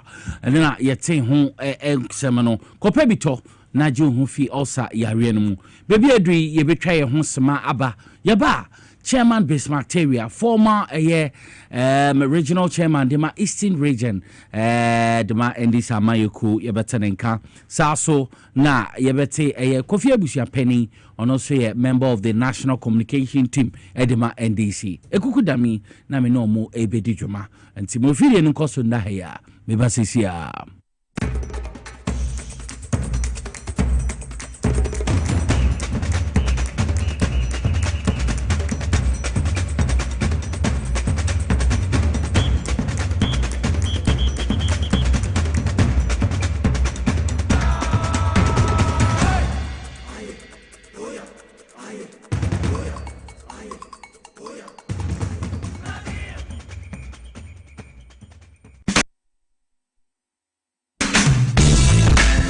The serene environment fits into the goal of the school, which is simply to provide excellent educational foundation for your ward's development before they commence primary education. At first glance, clearly you will see why the school is called Hebron Hills International School, as the building stands tall overlooking town.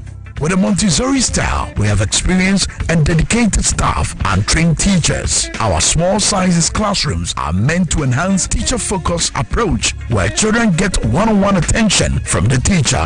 Hello there. We are open at 7:30 a.m. and school closes at 2:30 p.m. After school care is from 4 p.m. to 6 p.m. while early drop-off can be arranged at 6 a.m. Hebron Hills International School is located at Midye off the Nsawam Road, Locate us with GP postcode GW0688 GAWEST and GPS code 06884870. You can contact the school and make further inquiries on 050-876-2375 or call the office directly on 0302-918768. Email us at hebronhills.school@gmail.com. Hebron Hills International School. Excel and shine.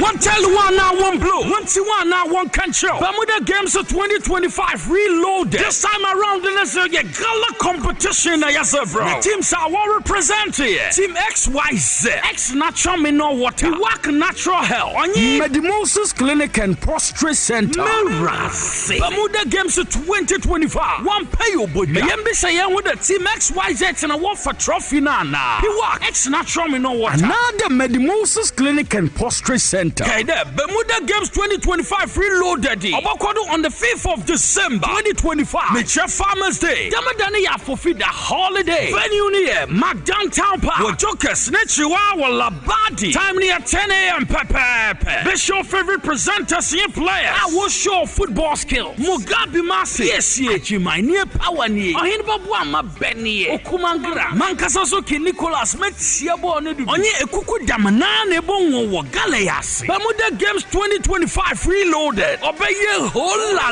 la.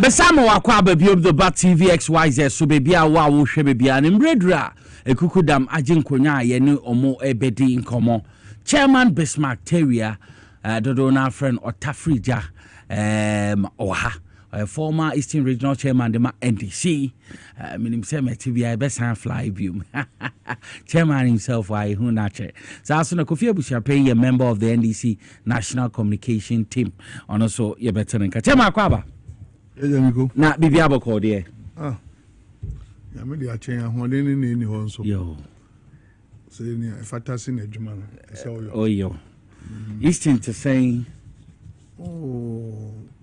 everybody dey bibia nsi e ti so yente se bibi so edanyame ase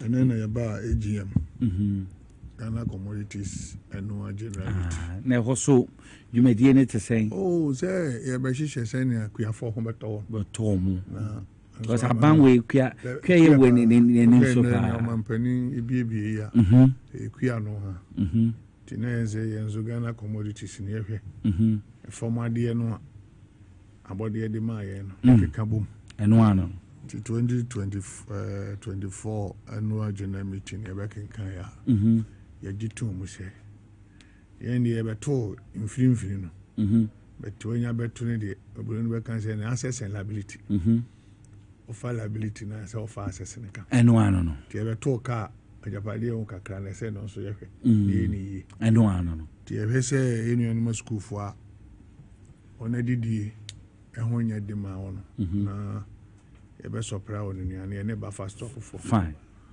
nti the mechanic say ye chia ye CEO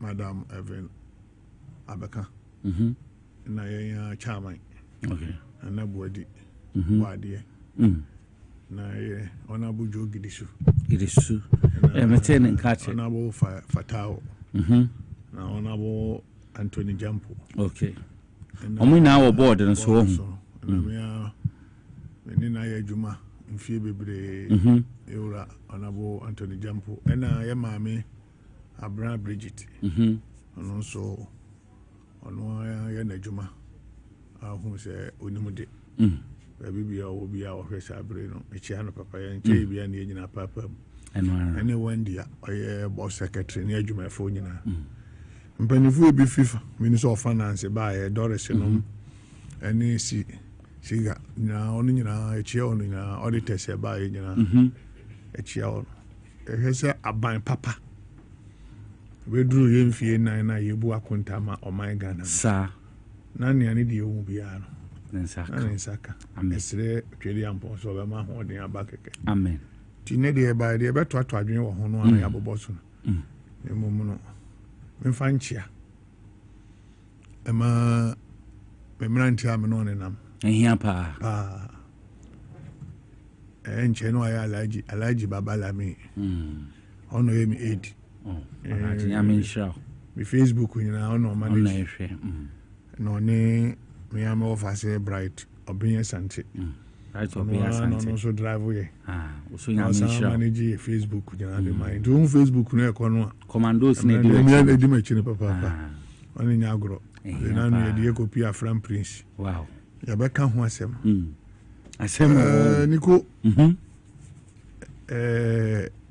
ni otie sabre fidikasi ya mu eni abisapani abede na minchia ofaya akwatia yo phobia the master say SYZ no say phobia ntra ho dakoro anyeyi say another phobia no ye cocoa board auditor na Mr. Frimpong friend phobia samra meneke e bono na ya say me na me bayo enye me na mbayo o te ho sa na yire kura friends o medidi awonko ti say yapon di yapon wow di sa nipa etise no necessary abona baso sa mi amena na aguna tuntumfo hene na si anwa no so me no kan wa bi nko ha hwem na yere ni manyina wa frɛ won na ba bi a obi an kwaso inu abusia pani so abadie nim se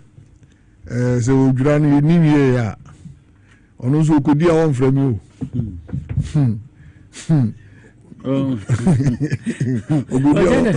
era mo chama mani chebe ba na mani kodi a won frɛ mi on okrabe na wo kroni odian se me ba ho dabi okrae na wo kroni odian minu mi ebu sunka ya hwe ni ache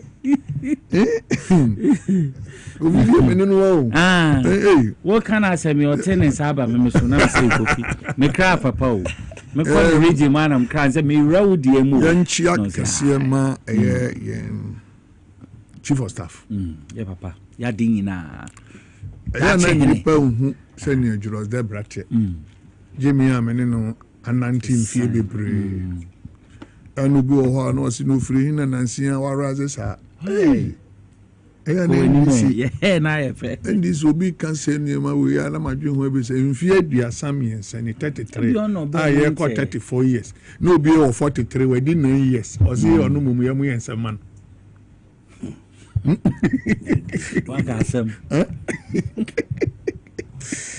Jama wakasem baby biara alaji isifuale na busuyawo first national chairman baby biara obia enchia zatem na co-chairman yes uzabemwa co-chairman munufi that any a balance in equation munufi office abono bro yeah bro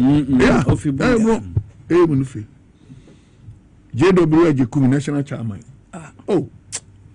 Lipako Laji Wudu ya ondo otiase yes na se ohuru wa twini nkopapa de ne bro for se no be yi ni makoma as revolutionary person no na wani aje keke mami ama benu edo akuni ni abefa party mu kopa o akuni ni eduru ba e benya mmere mani kofi beba betrase na yam ye hu ba bi efi eni ba bi ye du eni ba bi ye ko eni se party ni ko yi a nkwala no be gina yi se party no so hwiase a nkwala no be gina yi enye easy sa NDC nso no ye adwensi ye ma na hwiase na sei se hwiase sei a nke binimu ma emeto acha se ye mfa nchia ma woni nyina na nzani ye be ko topic so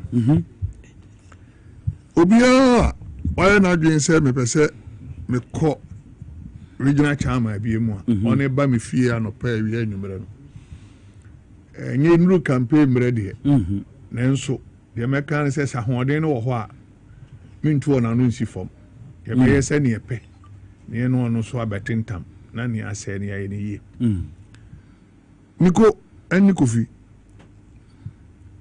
se ye ma ye wi free krom hina benya be yire dwabase since 1992 Afram principle eni ye hwamoda okay na em de say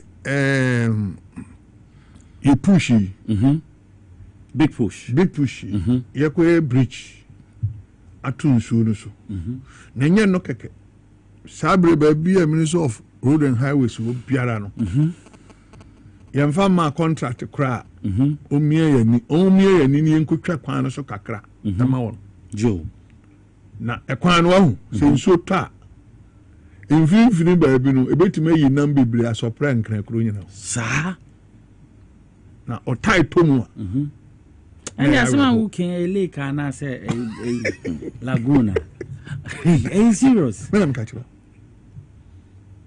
ne camera mu e wo so ya ma water tank kra maka na tifi water tank kra ne problem oda mi kan no kre o men kasa enye no so bia ma ko Saturday ya organize ani ma no e ko Saturday ya edu kra friend tiase me kan tumi anko biom baby DC wo bia Moses meda na se o man coordinating the tab fa me de me call don kokru me duru yakra na se bia me mu ne so chema etu wo kumu teze overheat na cheka no ama every second bia so di nsu gum na de sa abedu ya na de bansa na nra but the make come akosini se ni awapoto no onchiri se fa bombi Afram Prince fu apoto ache ma me krobo a food basket area o hwe ka ekọ o hwe boat e daso ne ne ma elodu ene kwan no awuduru achi amanfrom kosi donko krom e won nim so famu akosi pando toko asa be pie east corridor wow enya kwan to ena o famu kokosi e ma utwa nsuo no kokosi kwam danso endi eye kwan a o fama me kroba o sa famu ha sa be si kodongo bedi e kan se e fichi amanfrom kosi donko krom ade e so the 10 minutes e kodunu o the 45 minutes be kwa kodu serious na 2016 amampani ya ade me ko kate so a ye be yi kwan na fofi anto ata na dware abam na ne otwitwa na tare no so no nko ni mu pam ena MPP fu antimi ameye ena ya san aba no me den ye to de ba bi amampani wo bia big push na wadawroma ye ko bridge na to so ama no edim se ye bridge ni wi a ho ba ye ba bia entrance ne be very fast amaye ni ane be ba bibia be ba na mpenifo akuninifu bebre eye kua wo ho politicians bebre eye kua ho MP owo Afram Prince Saf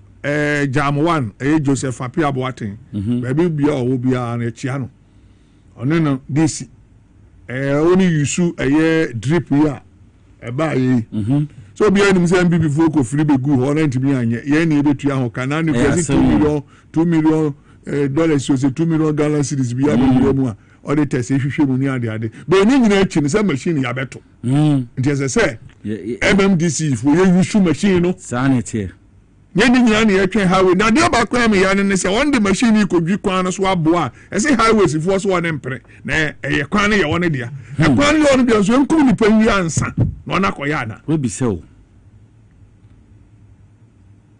na because ye run institution say dia enye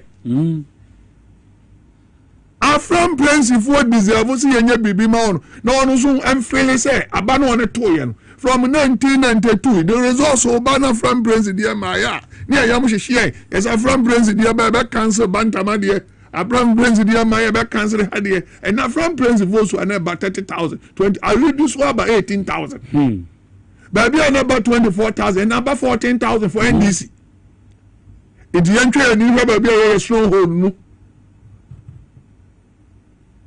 oba on pew opa fa ne ko tena pon neto bi e wo ho nyina na ma ne no mpo ni nyina ompew saa na tie abadu sika bi ba de opaw no ne isa so banum bi aba kono man half kra opel banum nsan enti baby I was about 189 up to 276 including the voter regime oti ene ne keka ho no yam bani for a national cake there Lawrence de kania fansu ase kwa fam praise atenu obi wu ane ente ya papa bai wa beye ukọ presby maternity ayi yesi yewura John Dramani mama bai wa ye Professor Mills bai wa ye ne de be de kwan ne nye bayira bi bai nya bayira ne bo na edin o na mo me kwan wa ka ne faso ni diesel no eno ka ho na ma bayira ne bo ye din on so here asphalt ni bi only here asphalt ni bi na so only nya asphalt ni bi a ebema mora na eden aba afram prince don kokro mu abie ma tiase yen be che mu man ye afram prince north ni afram prince south aban baby I chief of staff will be esra we do adama ya bo mu asema no ba pani anyumanim ya mo emfre minister of road and highways na on information nkosi su no ni siesie su nkakra kramon no ni nya de highways for can say obi amfa drip machine bi ankosi so no be kono na se usi dan na so mo akon homa so be ko nipa ni nyina wu a ho na do nkotrem oyere na o mawu a ho na do be kotrem highways for si enkoso nkoye adwuma as a from place for nyina nya to renchem a edu abato so wa ha ne no nkoka ona to abaman di baby am call kakra no ye be fa ne makoma nkuro no makoma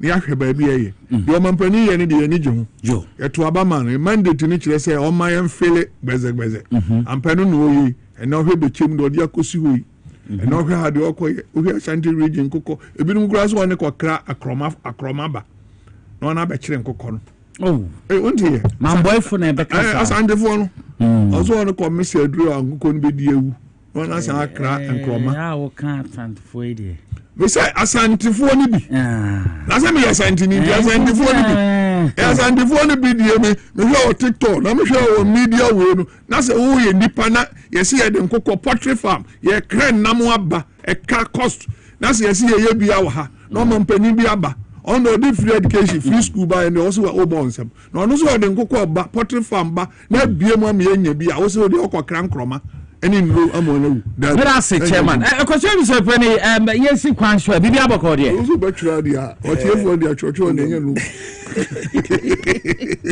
Gobi bibi aboko boko kini ya hwe ba se bia be hwe se mi chichi we intro ni na abo kwan dia that least this be o me na chobi o ko do dura ba o ma ni cha chairman accusation on say o ba na me ka cho se chairman se o ba ho na o kra me wan ka je se be na me se ka chire no that is the problem enti ne o ma de so mbo ni na wo so the King Nicholas ye be chia TFO na said your chairman di ka ye so me chia chief of staff honorable Julius Debra omo munnim wo ne nim wo ye 92 what party no na ye ho do ye hui na ye tumi bo stage platform yes you do ya gusuma Lawrence Bejina so no obo eje kumudi yes ye na mo pendua na mabobo ye bo platform no ma gira so akasa enye no ni ba be edua papa ni bi enye no enye ma na na do ko jansi obugu mu okuma Lawrence Bejina kropon no she black trousers and the blue shirt sea blue or folded inside obi onimbia ba say ma make kan you see apart from 92 no buy na or show uniform year campaign no 96 no she civilian ni nyina ye ni tia yo honorable Anthony Jampo yo bo wondi ni ade jira ye ni won hu mi obo mi din dare obi hu mi obo mi din kofi bia nim so ni me to say the ya bre time yen emra ye ko residence ye kroponfo na yesi ye pempi bi ni ade a wokọ buru nkrofo nyina na me ka ho bi be lucky me campaign fu na kotena table ho no na me ka ho se ma wunya oti didi nya me ti didi mu eni ade nti eni pa bre se de oka Alhaji Wuli Aya kan no so bo secretary general bi di general secretary Alhaji Oba Alaji Wudu ya Bau constituency. Masa, you lie. Who born dog? That was it. Me pese me kan na biem. Chema wa. Unim say bebre nim say NDC anthem no. Eye Jewel Aka do chro we. Bebre omo chro ma no nipo chro ma no ye Kofi Totobi uncle Kofi Totobi kwache na trema no. Me trenesu am sorry uncle. Me chiao. The late Jewel Aka. Yes. Of blessed memory. Uncle Totobi kwache e no chro sa you know lyrics. Bebre na nim say bia no Jewel no. Oh no yeah. Eya uncle Totobi kwache it is ampenimfu na wo party bebre nim. It is a onamo nanse ya no di ni 70 years old. Uncle Totobi, the only youngest old man in NDC. Or a young, and you see, or a cool and quiet operator. The cancer smooth operator. Just simple as that. Now, say no, come some the Bema Julius so. So I said it only a smooth operator. Oh no, Nekasa a few, but action man. Yes. A Juma why your party nemono Nanka NDC in Lusu 2016. Na yenko 8 years. Na yema na president me we ni John Mama me no kasi we na me peso san ye chief of staff na montiase dan just nipa na ni form it be just on nipa mu on form for no eka or connecting well on the business community eka on omo ye your friends say highest level no eka and all the form grassroots eka. Well, we knew, America 2008, me ya bro, Professor Mills and John Mama, Sergeant men and the whole nation and noble. Wouldn't the Iba could be an woman, Chief Julius, whom you are me, Coco football, only and about one parcel. Oh, who be a just Coco football, me person make so crown no dimechi. And that is how he is. So I say, and Chief Julius, yet I was say, a Juman away and no sa na yet. Na Uncle Abraham Kumisen so Yamaha in Chiano now no dini 80 years. Oh, Federation Ghana a Federation of Labor Secretary General and a General Secretary. No, Theodon Chiano and a Godwin here good board member. Na a small scale for na association on secretary. On also be yes, Godwin. Yes, on so no intimate say na chairman ka sembi. Say aboso ba na mo japai. Minimedienti chairman ko fa sa won buy no. O pese afram place for no. Won tia say aban we odwene wo ho. No crap. Eni na ma chairman be say osi so no because o kan be say big push na president the aban no de ba be bridge no onyere no ho no nye so ti ase obo no mrane opeso wo say e ya dia president adia to paper so no be ye that ye bridge no just 3.6 kilometers 3.6 kilometers a ba be ye na o de ba be ye abeto sa o se adoso ene eche amanfrum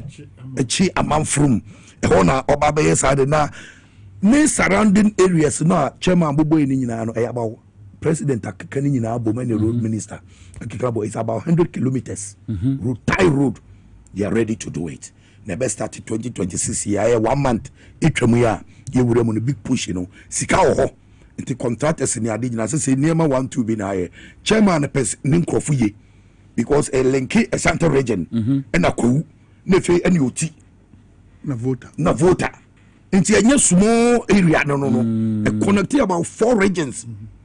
Wow. Yes, 4 regions. Ashanti region, Eastern region, Oti, and Vota. And BA. I say, yes, who cross on say BA. Inti a road a very, very important. Na me mean say president in New Yamonokra way fu. President New Yamon. Why you fu so do can say pen fu pa na ye fu no. President New Yamon ade why you fu akasi. Na me mean say agriculture minister kanano ye be ba so. What say Farmers Day no answer on be lunch no obeyi president fu eni nuaba waye dan me catch no be before election me catch say president fu awaye no or tomatoes bi new breed bi ni fruit na aduan na ewo mu no eye more powerful and richer than Burkina de na yakofa no. Yes, president Mahama, but a lot of people don't know ni manga waye no this Australia de no any African bridge. Yes. Yebeyi also be edi menye kasama fo ma agrek for the but ye be ma Ghana fo nyina hu se president na ye na tena so no onye obi akeke oba de ne saba be bo Ghana scam abaye planting for food and job part 1 and 2 aye hu ye be wie no ye ko tobro de aba be tongo ministry bodio enti na abaya nwene Ghana fo won de ye twemo yes enti Mr. Nicholas enti abaya okay mama ye hwe Pandai court really say ye rerun chairman nya Pandai grow msaka 2 or 3 but yam fancy say no na but fanon so kan okay fanon na kan ho ko cha wo reason sem say bi ho sai pendi ana mori ono agwatia ento ni mori agwatia de constituency bi any hobi ma eni ebeba MPP for no mu na ebeba nya okay yanko ye ni me chema yanko ye ni me yanko nti ma ba chema wo enti esremo aya na yanko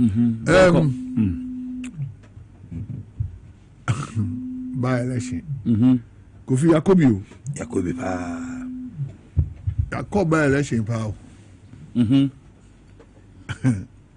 ndi ye nwa se ni abai na we ya course ya beje onje bibia ekle ya beje ade aba kwa da bia me kan afenyo ma kendro kasafa ho ese judgment e by shameful nsem okaka de but na yaje Christian de nende ko wanim ba ko fi so bobo ba wo ni mo tachi no ni sa what ya ya ndra misa ko wanim abaya de mo tachi no ya de mo ba ho ya ni penny wa yunso anu ensuo ehwiegu obiso oto a egu form asa tachi no bi kan the MP before you are time one 137 the MP before you 169 against yen 10 something on say na reflect on so sir and you know want to say sabi yen no ye bosrem ka da bi yen ye ye bosrem ka no correct bibia we can be writing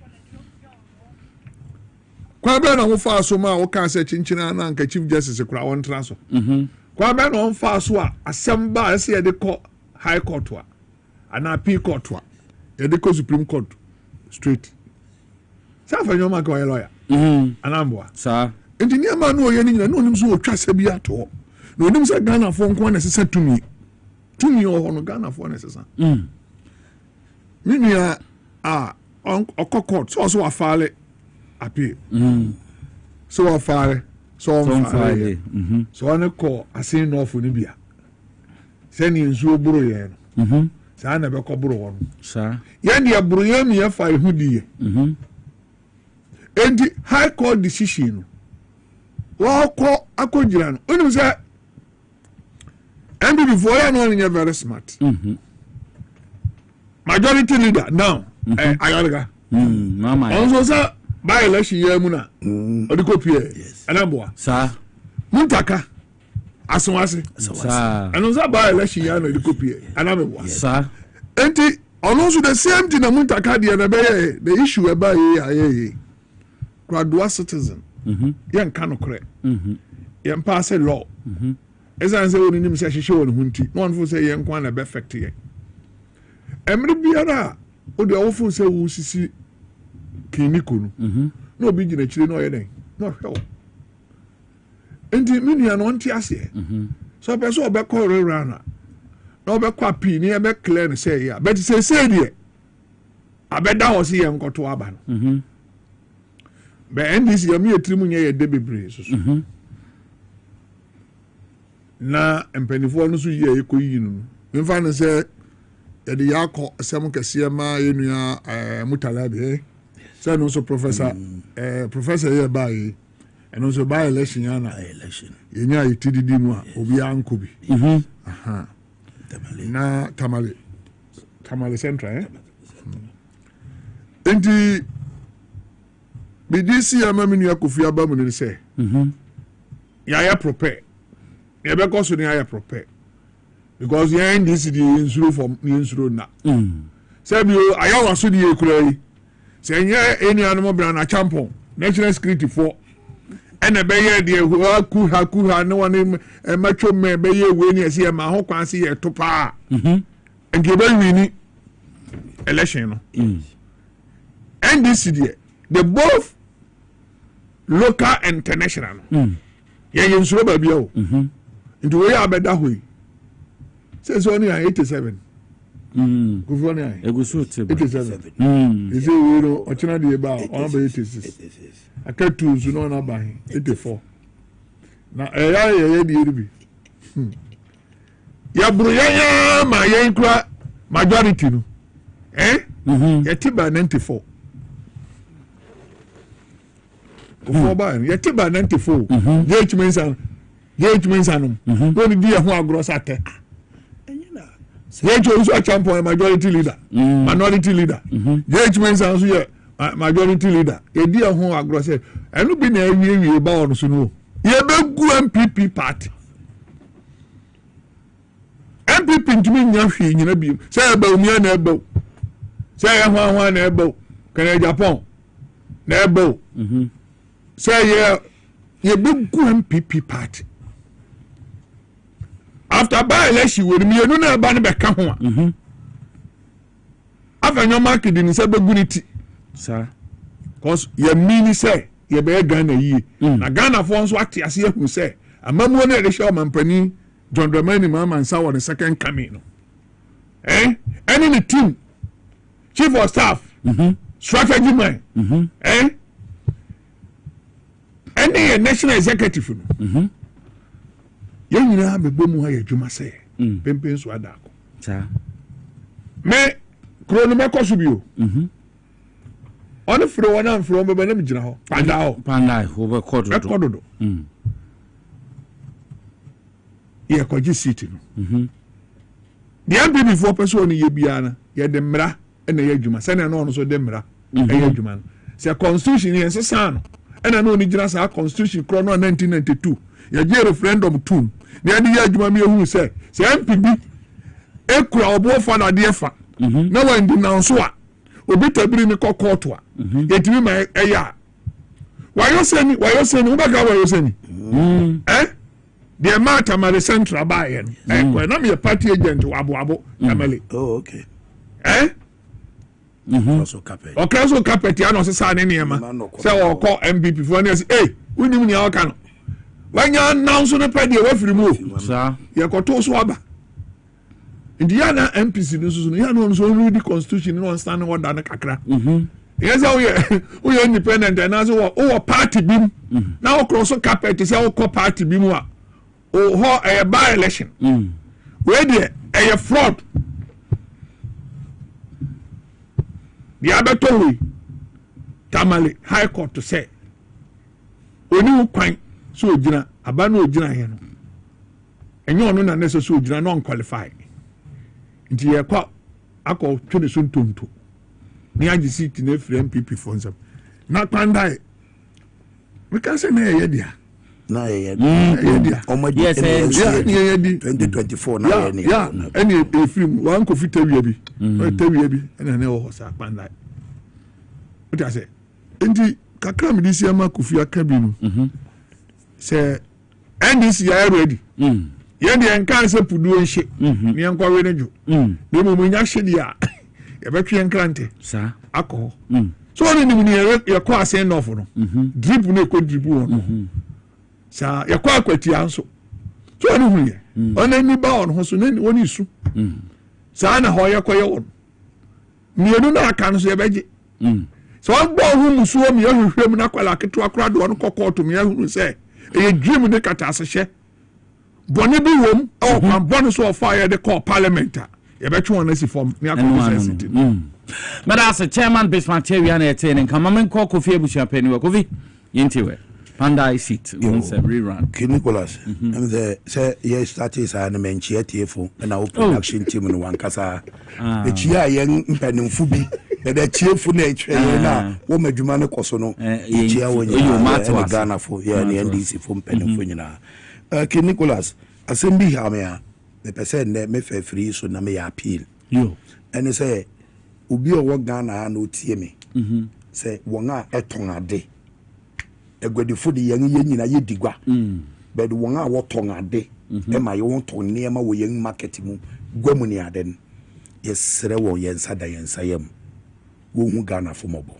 na John Mahama ato forcing ene Professor Jena no Poku Agyeman ena Chief of Staff Julius Debrab wo de nhihye ato ye ma Ghana afa ne ntama pefura ki Nicholas woni me say na me no kasa yi a brew bag $1,002 baby do 400 Ghana a brew bag $2,400 whatever atia bi kura ton 350 Ghana a brew bag nso ye ma me no ma moton dokuno se John Mahama your friend is resetting agenda no adwuma dia yesre mu bebre we dia de nkotosre mu amuton eniema wo ye market no mu amuton banku ni ade maye no wo de yanka cham se monte price no so you can maintain still 5 cedis, you can maintain your 3 cedis, you can maintain your 4 cedis, you can maintain your 2 cedis a worth of na yeto no name we want you to increase the price send you better reflect the market simple. Because it's inflation will be in say yeah indices no my friends financial no inflation if 23% they could do 54 about 23.8% about inflation is 8% and then you walk my friend say who say yeah, you was single. So 18 years single, and you're double, and you were 10 and you're double, and you're single. Next year, no, next month, Crono, you have to be busy. I'll come to see Sencha, Finbe query you, nothing query, and then query. No, say next month, no, I could do December, no, I shall be 6.5.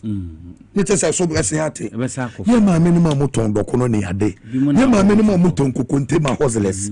Yina, yes, Remo. Say, bro bag to me, a mumu crow. Muna to force in the barber, one more catch no.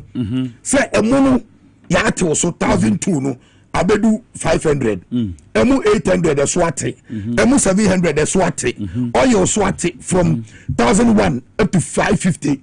Muna makachira to forcing. Say bro bagaba, munsumun till summa workers, and a nipe what timemu fono. A nipa a was a kobo carpentry, a kobo construction, will be for sort of with the mountain the same 5 cities, but more increasive size, no. Can you go watch as a make yes, because a near my perform. Dollar na is stable. You say brony at the $4 po. But muton 1,002 no and mo to so I could do 5 cities.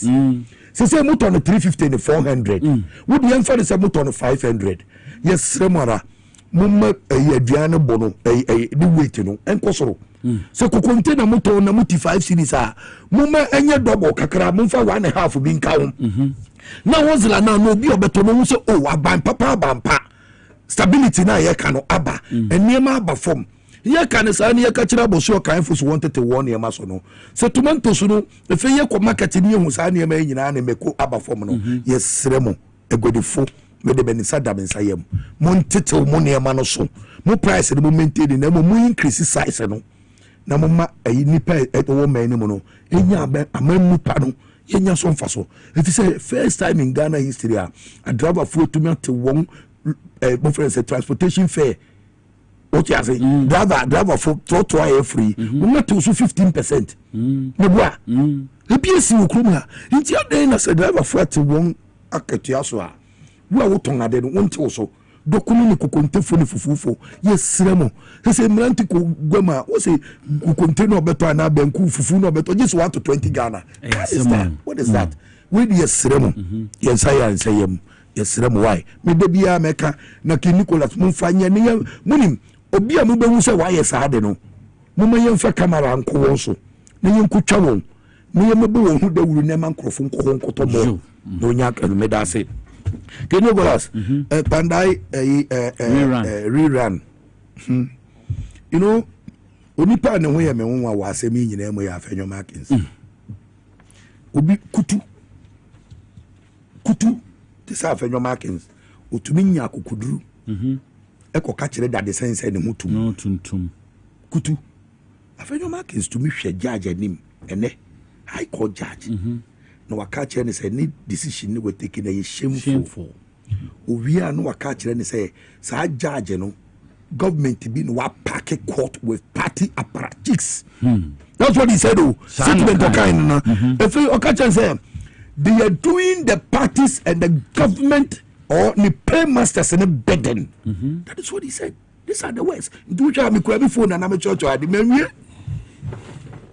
See, the judge was doing or is doing the bidding of the government of his appointee. Mama no appointees are judge nana. And your mama. Judge tabale no tiakum no. And your mama no appointee no. Muna munti nya fenyo market se kire yen say nya wode ye judges no. Subanga won judges ne tina kurom hada. Wotumi twa judgment e ma judges no. Sa no nim say ate. Sani yeti won su kurom no. Onim say sa na ti wo wia kurom. Mo nim say su ta e ni peti eti atechem sa da chairman guy. Sa. Wo beti eti atechem su ta. Be da wia body a ye kokoso ntutu na bebo.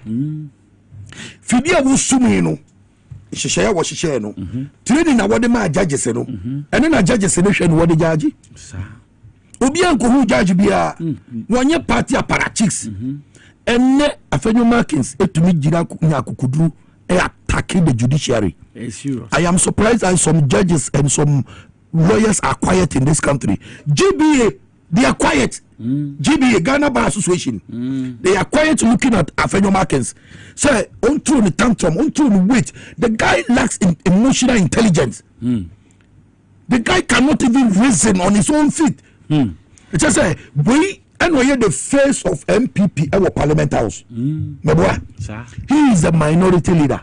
So he is the face of MPP our parliamentary house, a guest house like that place, a noble house like that. Afenyo Markins is the face of MPP. So the character of MPP no portray war, and he is insulting the judges left and right.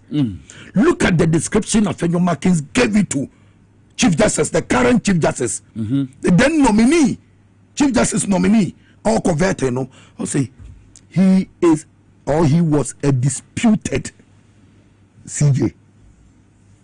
Obi enu won na tremansu. Issue bi anano so.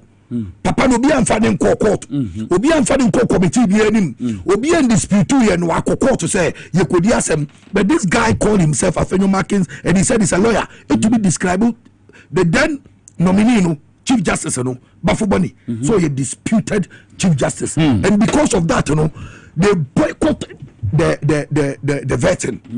And they wasted Ghanaians precious time, about 4 to 5 hours. Wasted it. And the papa betina hold the judges betina. We know describe as the man, you Chief Justice nominee, you are disputed. And now look at this. I am calling GBA, Ghana Bar Association, to call Afenyo Markins to order and suspend him for insulting the judges. You can disagree with the judgment. I'm not a lawyer. Do you understand? Yes. When the wakwa kotu aba, pandaya bai. Ya kwa kotu aba. Ye tu aba ni we na one strategy awo ya ni so wo power. That's what they do. Mumu kwa na mukotu aba, aba na moto we no. And na makwa kofa about 41 constituency. Mumu se mulusu no. And na muko change figures. Mubono pak ajana 1 ajana 2 ajana 1 ajana 2. Muwie no na mufa director of elections and na mufi baby ye designated mu friend say coalition center and na muko declare Pandai MP no Ndam Matthew e different place. Wrong so because my friend say CI no CI me you know actually say I have ye designated for coalition center. You cannot move it. And we did not call no baby the police for baby nobody declare no. And was okay mate. Men to men ko ya hwe ko. No mo me de be fa mra kwan so. Mra ne kire say say no ye pe wabuso. Nti say ye nullify ni nyina. Nti ono de kwai. Na ndisi ni na ye friend Daniel Insala.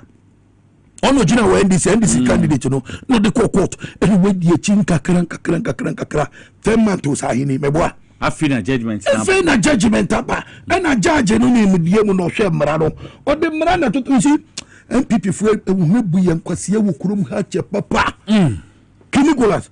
First and son and why you go. Oh, MD before the way I'm running so.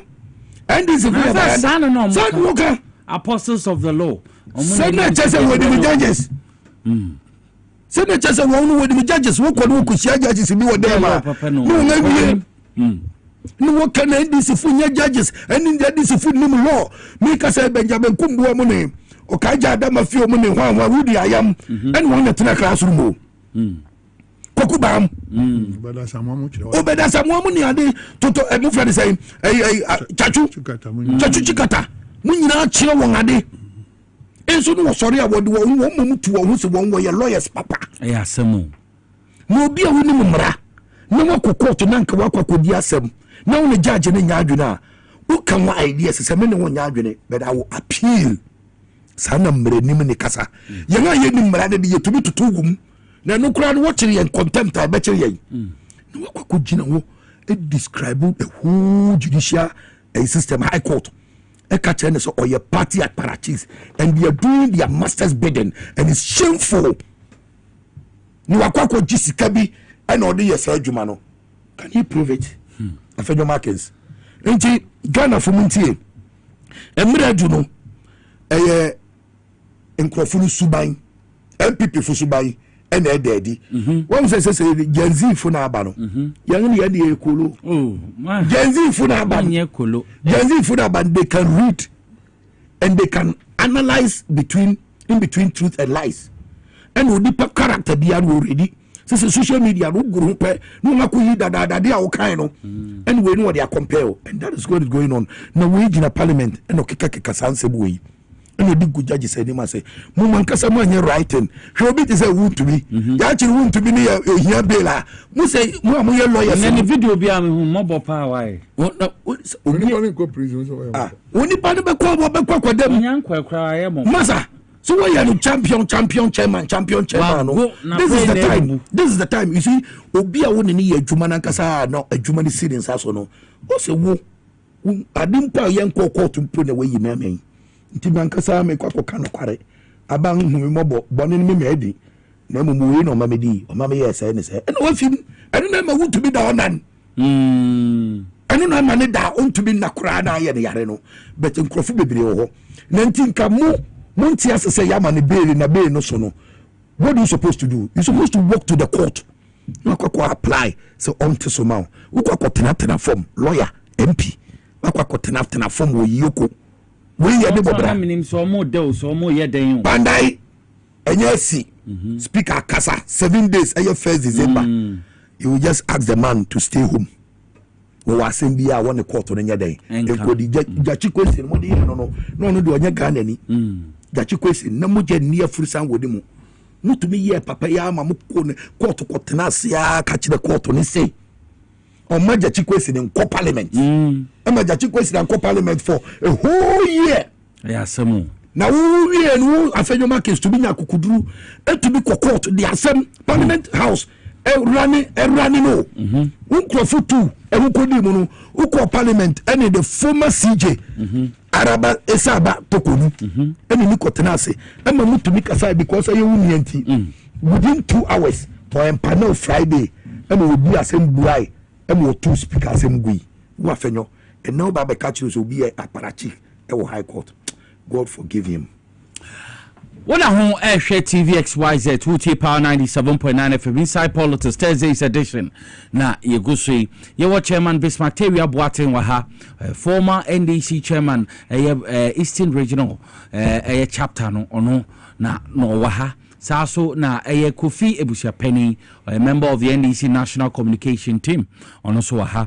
Na me kausa me Moses say, Nyame aduma next week Friday, Farmers Day, anti or free portrait screening, Friday no, 5th December 2025, time 8 a.m. Anti Adenta any Kumasi branches in a idea because so or Adenta barrier new site will be home more horse also na ministries ASL building. Ajay Kojo Omoben Ashaman and Sana Kumas Ahima Kokobin Santasio Boise Quine so sa screening ni be kosun timoma yen shen so. Wait a minute doctor and answer me the most said in Como 0244 06 8447 na oni omo edi nkomo X natural mineral water is simply natural says ya crowd on the sachet abem anti open sachet ni bia won sabeka so na open bottle water na 350 ml ice ball no open 500 and also open 750 ni na no so betumi akabi open do a open bra XYZ broadcasting a himfie ha ye wo so abebrese street wo befie ha kese open Uncle Robert and asorba obi abetro do bi open won sa betumi aka maybe to me akọ enkan wokọ Melcom won se beka bi betumi afra factory was 0596 273546 0596 273547 Idini X natural mineral water simply natural power specialist herbal hospital ohini ya akosi edu ya amaminti echi oye papa wo bon odwuma hepatitis A, B, C, D, and E. A fatty liver and sciatica, prostate, and I say bema when son when I ebu pain. Me pacho also ne how and I say compo fibroid. Nina would win each or power specialist heba hospital. On meet me abo ye papa Kumasi branch no ewu free yase Lake Busumchi Road opposite Jesbro filling station. Accra branch no Kwabenya Pukwasi ACP Road. Takrade branch no Anaji Estate Taji Center Anaji MA Primary School. For 0244 544422 and 0200 383831.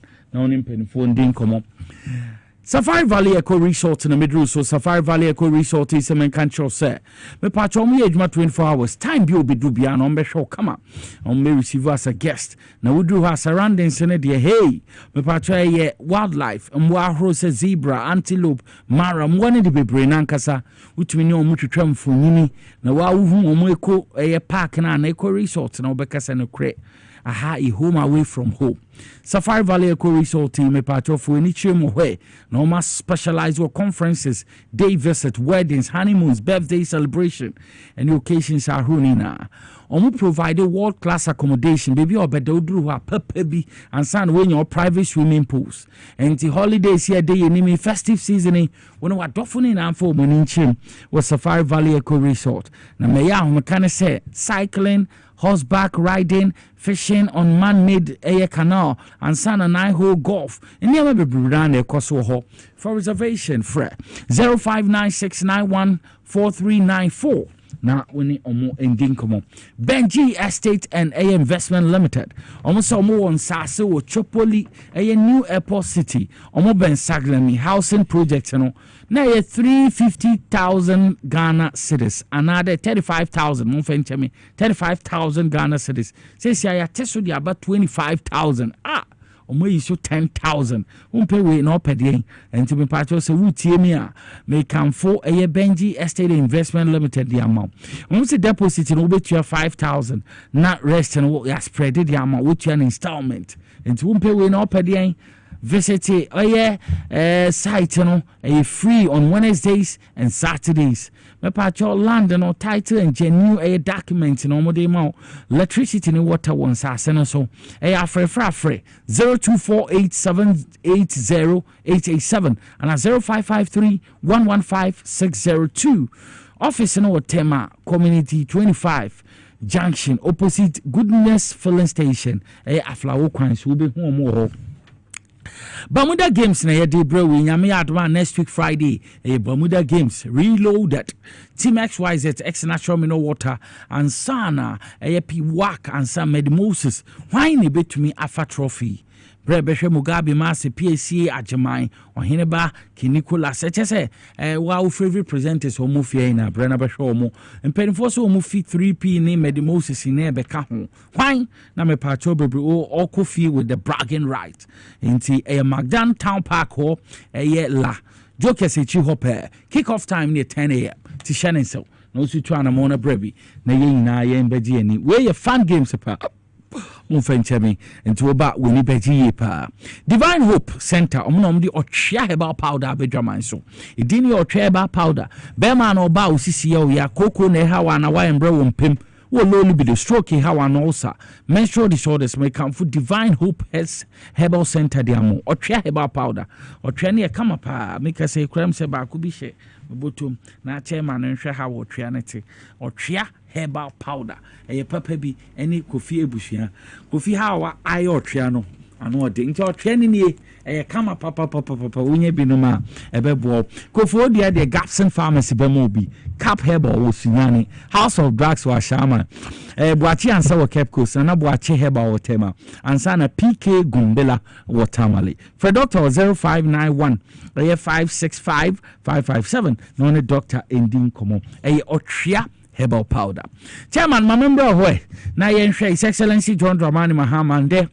wakɔ ɛyɛ ahafo rigid ɛyɛ ahafo ɛyɛ isunafo south kukuom ɛhɔ na ɛyɛ ɔmo capital wotumi akɔ launch ɛyɛ the vegetable development project we are under Feed Ghana each Ghana initiative dia na wokafa ho enibre ya so nkyɛ wokɔ bechem so a wotumi ahwe aboa ma ya hyase a dia so abofo ma ebekɔ so the poultry processing factory na so wo bechem yenkambo ma bi say chairman eduane sem no so de wodi makotene papa wedi kan ka ho asem data yehwe ekwan a initiatives ahoro a aban ne de beboae keniko onse ɔman biara kyekyere kɛseɛ ne ne fare bae sɛ aduane bɛba mu aduane ɛna ɛma nipa tumi tena wɔ nkyɛn ɛnokorɛ ɔwohoɔ kora de bɛka wɔ ho a sɛnea wobɛsɛvo no aduane mu ne biribiaa mu no ɔkɔ a ɔfrɛ wɔ sɛ sɛnea mebaeɛ ɔne ɔyere ne wo ma yɛɛ me ne deɛ mema me wie mfiri da ne nyinaa yɛ baabi ɔdaeɛ aduane diem ɔmampani ɔbɛtena afie no ɔde si ne ho so sɛ ɔntena ase kɛkɛ ɔyɛ babum tɔ ɔbɛyɛ farm yɛ na mehwɛ me follow no ne Facebook sɛ ɔhwɛ ne dwumadi a wayɛ or surprise Ghana ne bi akwa amanane na enye me nwanwa se sai ni so ade hunu no owo no enko ye ono nko akotokum no mo bebiem na tabam na be legacy kese de amoman no science vegetables and ato so de ehu hia papa de se wa ko so menya na se mango factory say a packaging year. I mean, no case cry, a person de mangoes. Also, back commodity home. Export more. Near ni factory waha. I bet to me a mine food juice no. Na abua than say. And maybe on your best sport to the aba. Ama Ghana dear. I say, young cock. Na keniko Burkina Faso ni airport on phone BBF here azo class nam kwen so kwa na yam hwehwe na so ma befa omo power plant bi ekon ketenkete sa since amate se edru bi ho side eko en eko nkakra kra sa do ande kwere de ko power omo electricity enye ye kwan ya so ne tema no mbe fa ya no mde afanta ko wa ako ana ebusuan hu se yin ekon kakra krasa sezi a won e plan se mbetumi ama ye railways to here to Burkina let me afford ne ma de akwe cause poni o na so hwe abrantie ba ye ne ma o ya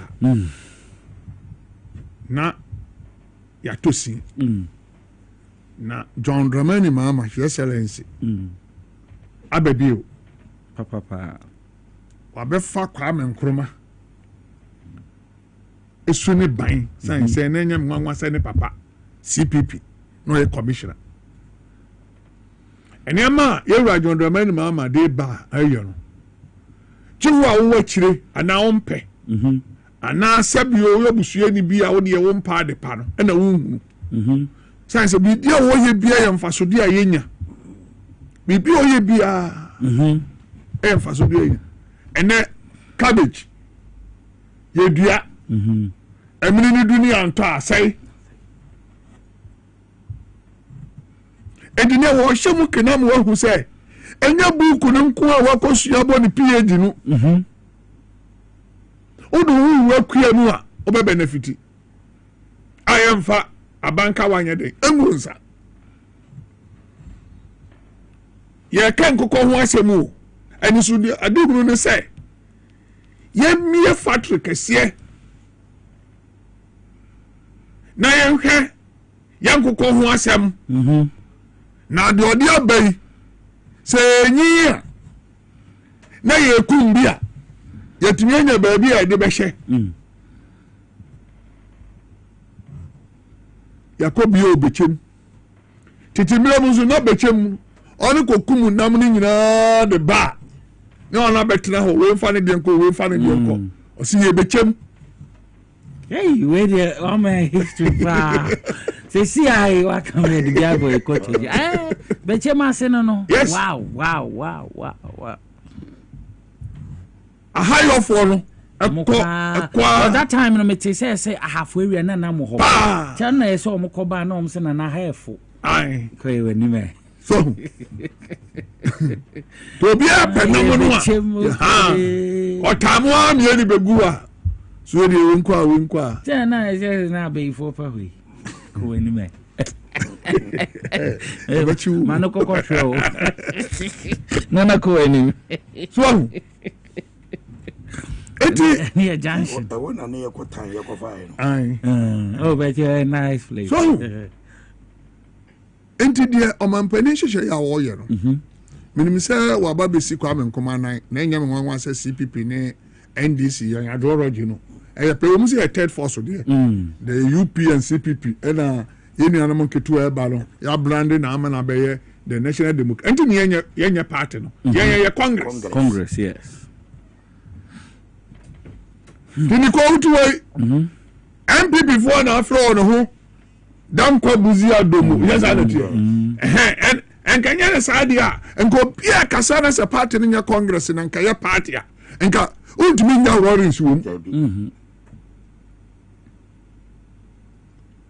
so the congress no future obetuma be president men kan sisi future because you see how they now say wo kwa kwaje afidi e da so nsam eti omampani mesra no say obi atwitwi ko ni krom wa ye bi obechem gogo ngiti na copy o Ashanti region fruity vegetable is copy o mo se ba bon ena di ezo bi o bechem yasa kukuom yasa na te yesre Eastern region yemfi ani nkyere ho we ni na ya hafu se bechem ya hafu kukuom a hafu se bi nso a na Greek minister da bi mi kase da bi ntia nkabi na akwatia na Manchester yeso ye hona na o Manchester kade Manchester I want my honey produce Manchester sa ho no factory hona na dey kade secondary school wana kosi fofo new one hona dey start secondary school akomni nchim edu guys say Manchester so nyina say nke free sea region na nkrofo ba be live factory hona eje kwa ema isi nsu ntumpon ebe tumpon maba wane mrante ne nya bi nton omanya bi aton eti yanso yanhwe ho area no se yen de ye mango factory be ne edi besi wo amasoro benya odumase area Tobo land no enso anya bibia firi mu amayatimi astene mangoes no abeboa ama obi ansa koda no kodo obi na akọ school obi so akọ school awie na ne nyini school no akọ ne de enso no pakenkan wa wie onim kan nim twro but kuya abeda ne ho so ento mampani dwumadi a wodi kakra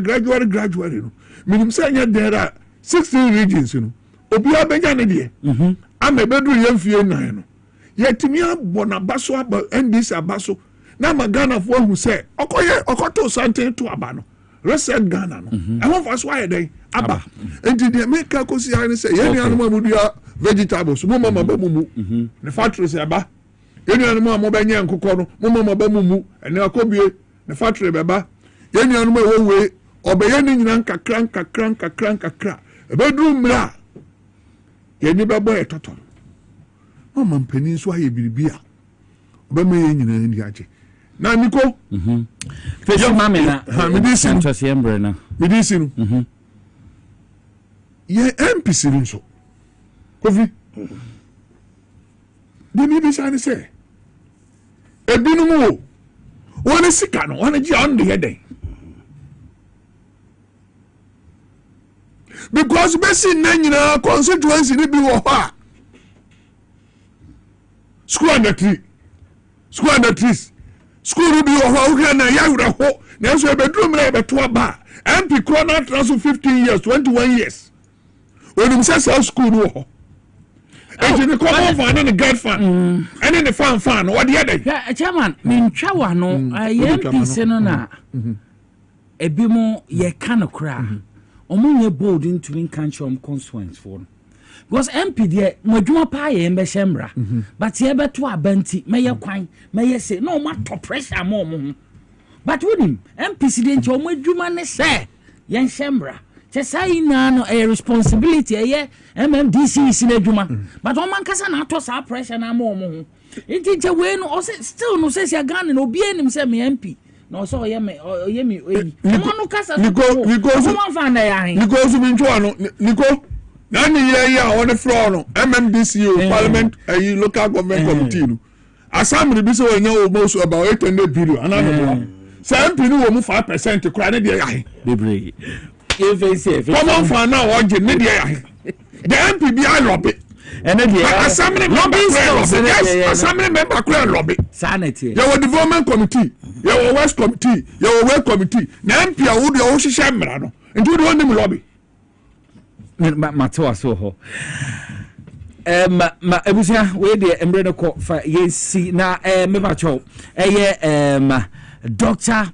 Albert Brown Gazy former fire officer also chiamo pa ni agi show no former chief fire officer in Kabom ni apesmaka hene of Duaya Nkwanta traditional papa me no so chiamo no come say okaya me ne pastor fair na me bi ye ba na office no ye adwuma bi no ka kire no on the attend no frame me onye me normal Dr. Albert Gazy ye chechi opa ebusia yende ebusia papa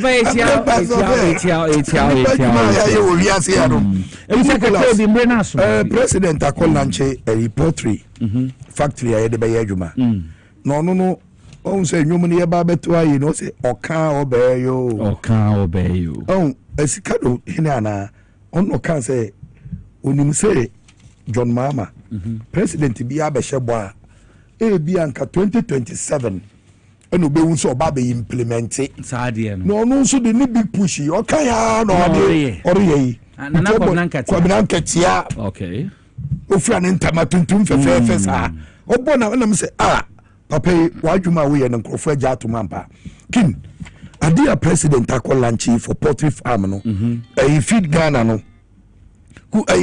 me boss na frame yo akugan mun kan je ne say me wo set so boss me wo set so pa me chiao so ti ase na tie adwuma ne me efe wo me say president akugan me boss na frame